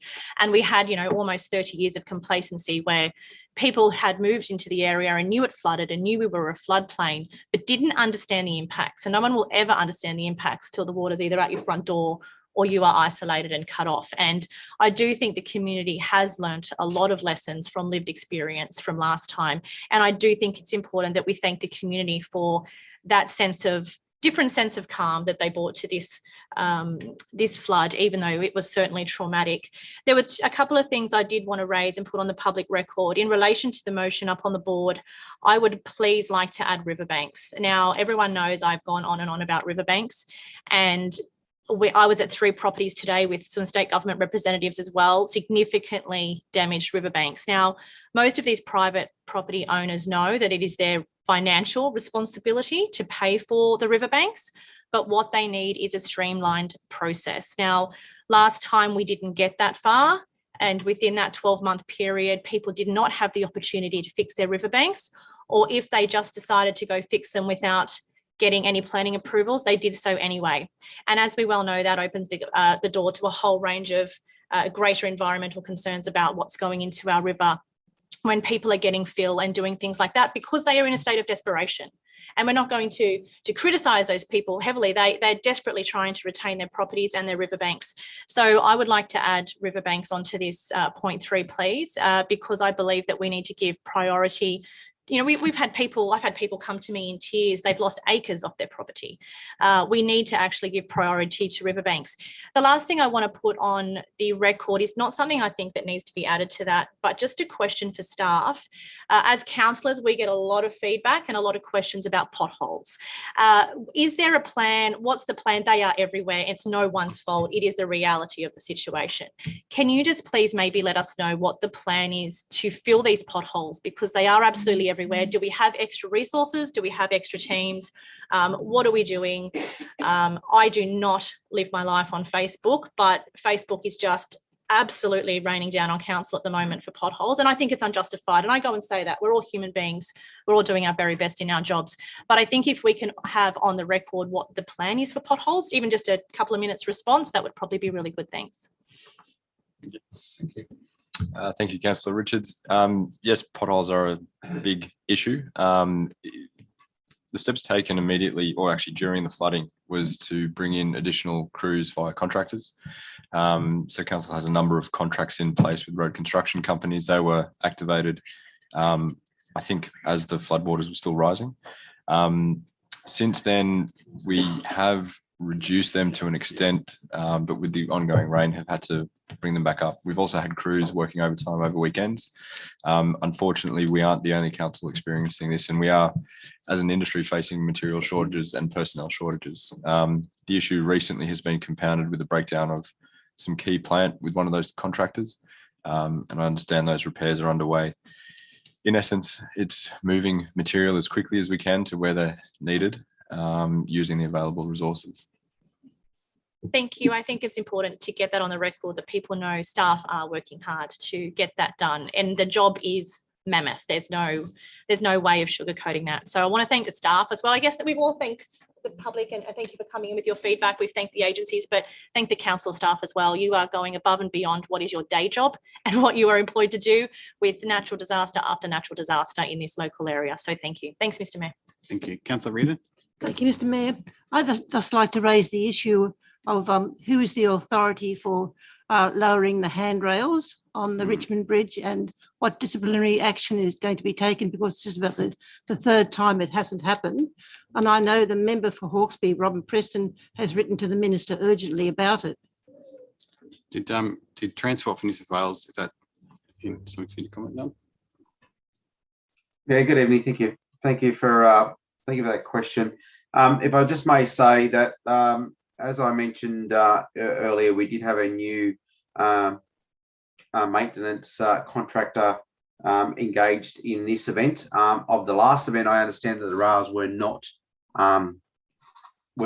lowered, and it took a significant amount of time for the road to be reopened due to the amount of debris that was tangled up in the railing. However, on this occasion, whilst we only had a very, very short time to know that the water was about to come up over the bridge at the time, there was only, if Kevin may be able to agree, or that I think it was only we only had a 2-hour window to understand that we had water was going to be going over the bridge.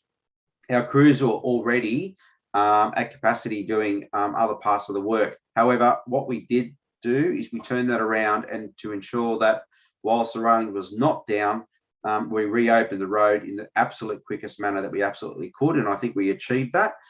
So rather than try and fix those railings were taken down. They were all actually damaged, and we reopened the road without pedestrian access on that bridge quite quickly. So I think whilst we ask about the railings being pulled down, that is a contractor's responsibility, which is part of Transport for New South Wales. We just look at the recovery part of that and see how quick it actually was to actually have that bridge reopened without the impact of the railing not being brought down as it was in the first event. Thank you for that. And look, I don't want to pile on, and I understand everyone. This is a natural disaster, and no one's planning on getting anything wrong. But I think RMS or Transport for New South Wales should understand the significant damage to its reputation in the community when these things happen, because it's highly visible. We've had lots and lots of questions as to why something that we all know in the community has to happen didn't happen. So like I said, I think we just got to take the learning out of that, it's something certainly that people weren't happy to see, that kind of waste. Deputy Mayor. Thank you, Mr. Mayor. Look, I believe the New South Wales government is going to embark on an inquiry into the floods, and I'm just hoping that the information that we've got here tonight and future meetings is going to be included in that inquiry. So maybe with point 4 in the motion, we could say something about the information being passed on to the New South Wales government inquiry. Yeah. Yes, I think we need to just change that to staff compile the feedback from the submissions and refer them to the relevant agencies. And the responses and the referrals and responses be reported back to the committee.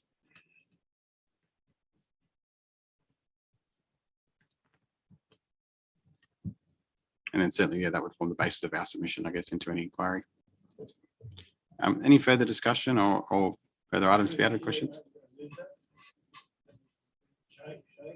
No, we're sort of just working on a whiteboard format here, and we're going to move it at the end.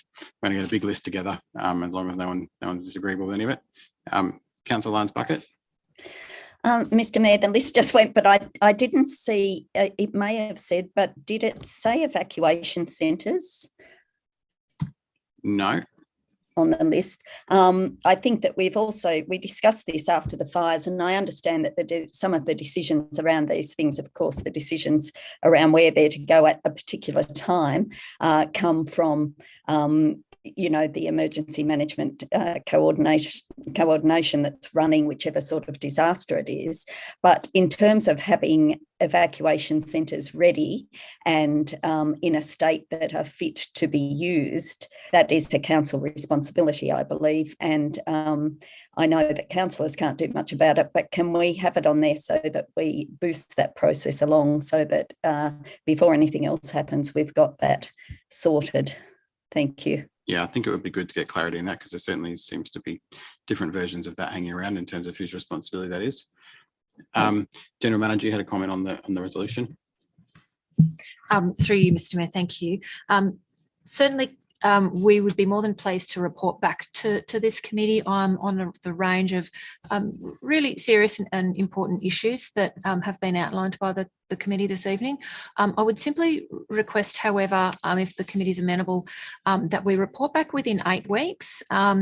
It's fair to say our energies at the moment are solely on the ground and actively fixing a number of these matters. And if we could simply, I guess, get the extra 2 weeks, that will also mean that the date of any reconvened committee wouldn't then also coincide with the May Council meeting as well. So that would simply be my request, councillors. Okay.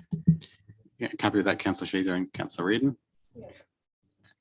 Councillor Willard, I mean, it's just because it was your idea. You happy? Is that okay? Yeah. More than happy with that. Yep. Yeah. Stephen Boots, did you wish to address the committee? Stephen's raised his hand. You should be able to speak now. Yeah, I can hear you now. Thank you very much. Looking at the minutes of the meeting, one of the key things, and Lion Bucket mentioned about clear communication. The communication came for evacuation, but there was nothing about clear information about once you've evacuated, you will be unable to return back. What basically happened in McGrath's Hill, some people chose to stay, and then when they went to go and get food, they were not allowed back into their home, and they had a wife and 2 children, as an example, down my road.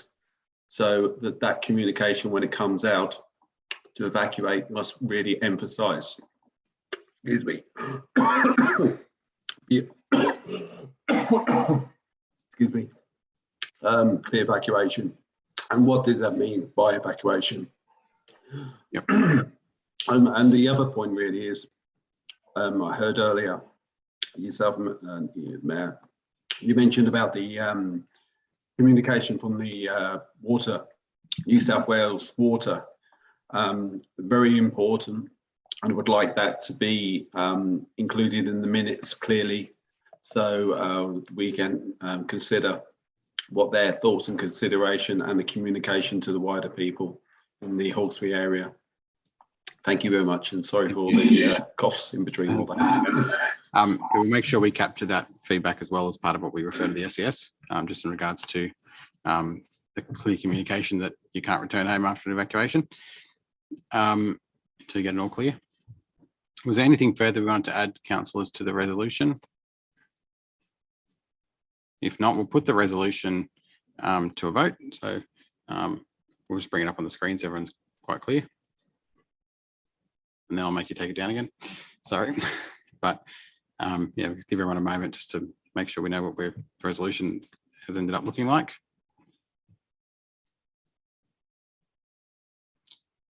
And so just for clarity, the intention now is that this will, if this passes, this will be reported back to the next council meeting with information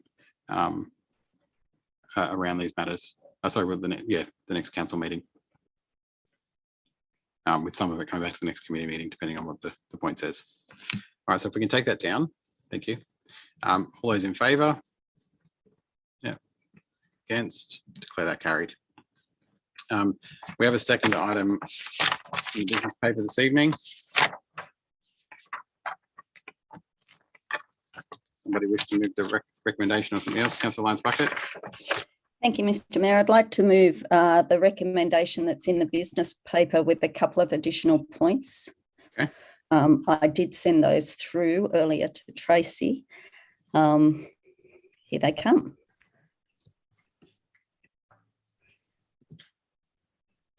Mm-hmm.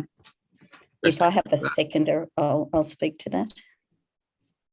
Seconder. Councillor Wheeler. Yeah. Thank you, Mr. Mayor. I was pleased to see this in this paper. I think that I had a notice of motion last meeting around a working group to the committee, but I'm pleased to see that potentially we may be able to set up this working group to look at these particular flood studies that are underway and the review of our floodplain management plan. I've also added another working group there to act as an advisory group on matters relating to resilience and preparedness related initiatives. This is mainly coming from a community perspective, of course, not an operational perspective, but I think that there's a lot of work to be done around that. And we heard Mr. Bryant from Upper Colo speaking tonight about how they want to set up and engage with council. And I think that if we had an advisory group working around that to feed back into this committee, that would be very advantageous in terms of what we could achieve in looking between committee meetings at some of these initiatives that are out there, not to replicate what is done from a council level, but as councillors with our engagement and what we see happening and how we can best feed in and get mechanisms around how we translate that into the council in terms of feedback. The fourth point is to ensure that points 4 and 6 from the resolution of the committee meeting of 7th of September are implemented. That was actually around a workshop to see if we should have working groups, but it was also to work with the other levels of government around a couple of issues. And I don't have that now in front of me because I only have one device with me. I'm away, so I can't see what that other one was, but they were both items that we had come up with.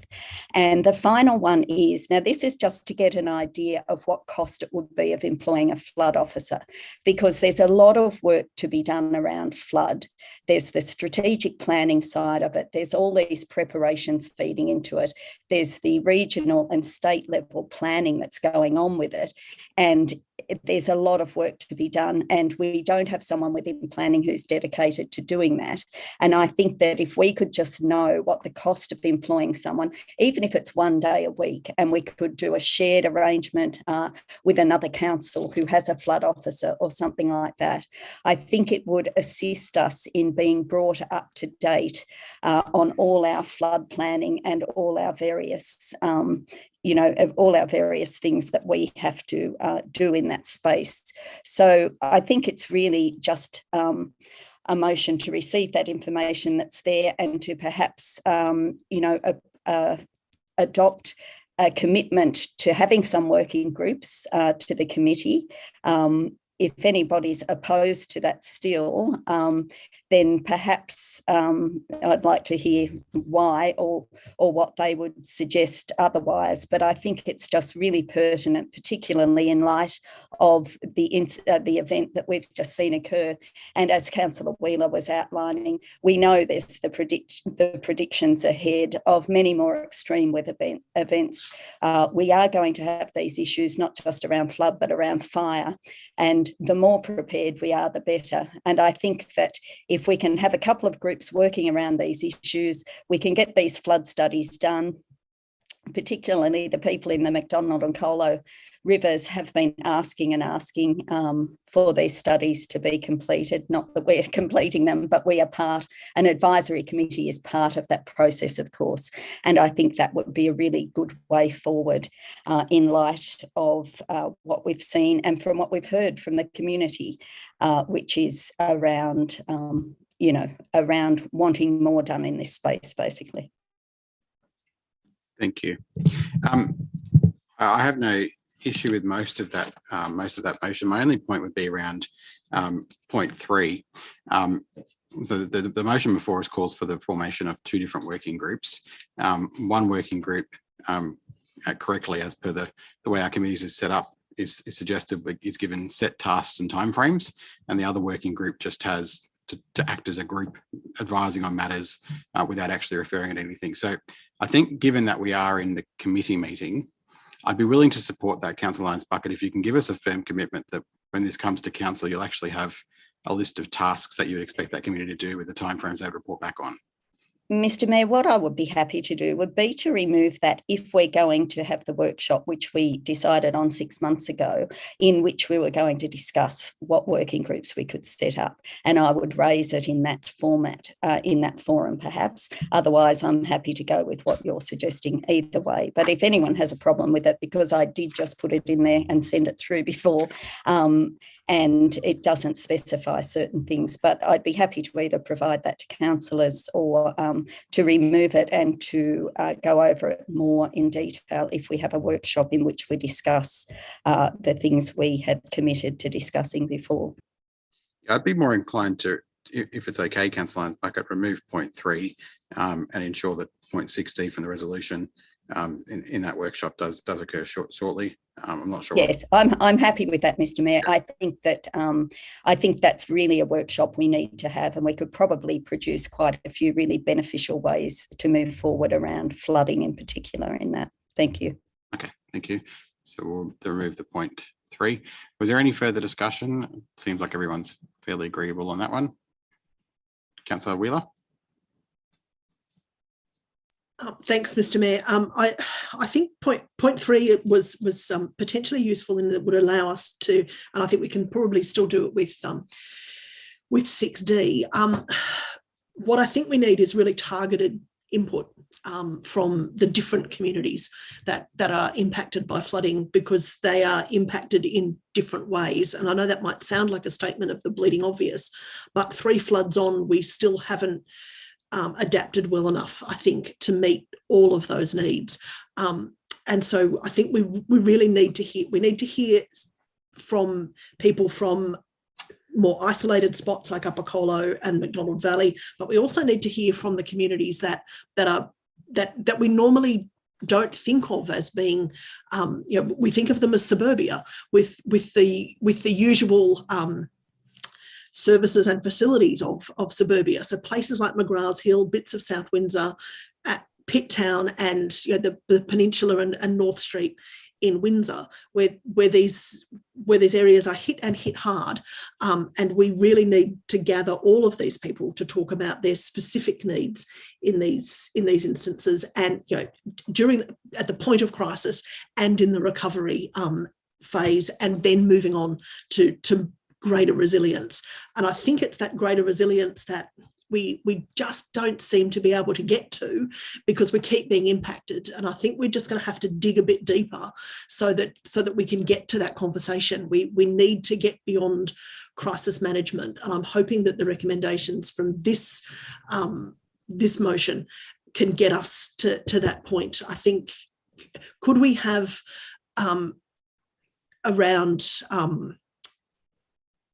could we have in the new point 3 a timeline on when this workshop will happen?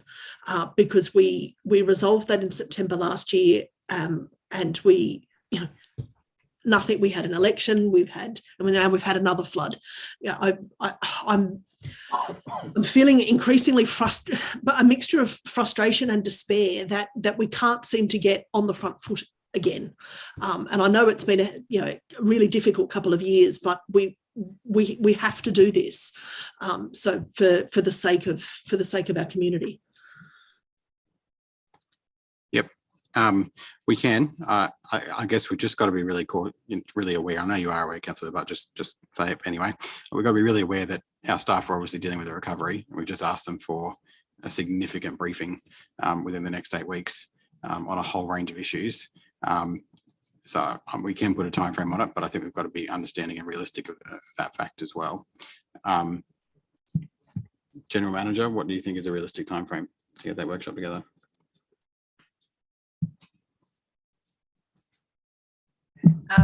Just thinking through the process here, councillors, as to whether, if you want to proceed through to have the next committee meeting at 8 weeks and then have the workshop follow that. In that circumstance, you're sort of looking at a 3 to 4 month window potentially. And I think that's probably realistic given the circumstances. Okay. I mean, given this is a committee meeting and rather than a council meeting anyway, Councillor Wheeler, we sort of can't bind anyone to anything in that sense. I'll be willing to take this offline with councillors, talk with the General Manager at the soonest possible date, circulate that by email later this week, and then go from there as a group, if that's an okay way forward. I'm happy with that, Mr. Mayor. And if you look at point 6 from September last year, from that meeting, much of that is work for us to do, rather than additional work for the staff to do. I think having it after the detailed briefing in 8 weeks would probably be helpful, but I think it would also be helpful for us to know that, say, in 12 weeks, we're going to have that workshop with both the federal and state members, and we can be thinking and compiling information to take to that, rather than relying on the staff to tell us all the time. Some of these are questions for us. What level of engagement, what questions do we get? The staff don't know what questions councillors are asked because they're not us. So there is an onus on us not to be passive recipients of information from the staff, but to be proactive tellers of our own stories in this space. And I think that's what we need to set up as well. Yeah, I think that's sort of the way I was thinking, Councillor Wheeler, that maybe to have a conversation as a group about what we really expect out of that. And if our expectations are less than what the General Manager might be worried about right now, we can probably do it sooner. Councillor Lyons-Bucket. Yeah, thank you, Mr. Mayor. I was just going to raise something similar to that and wonder if you could perhaps convene a councillor-only meeting to go through some of these things to assist the staff by passing on, just as Councillor Wheeler said. So I'd be happy with any of that moving forward. I think those suggestions are good, but it is good to have some idea of a timeline, just so that we ourselves can get the material ready that we want to pass on and share. And certainly a councillor-only conversation around it would be really good to have a feedback, sort of sharing our feedback of what we've experienced through the floods. Okay, well, if there's no further discussion, we'll put that. All those in favour? Against? We'll declare that carried. So that is our only item, isn't it? Yep. That concludes the committee meeting for tonight. So thank you everybody for your attendance. Thank you so much to all the members of the public that took your time out here to give us your feedback. And we'll make sure we continue to communicate on the same channels we got this meeting out on as to what's happened from here. Thank you to all the agency representatives and the council staff for being here as well. Thanks.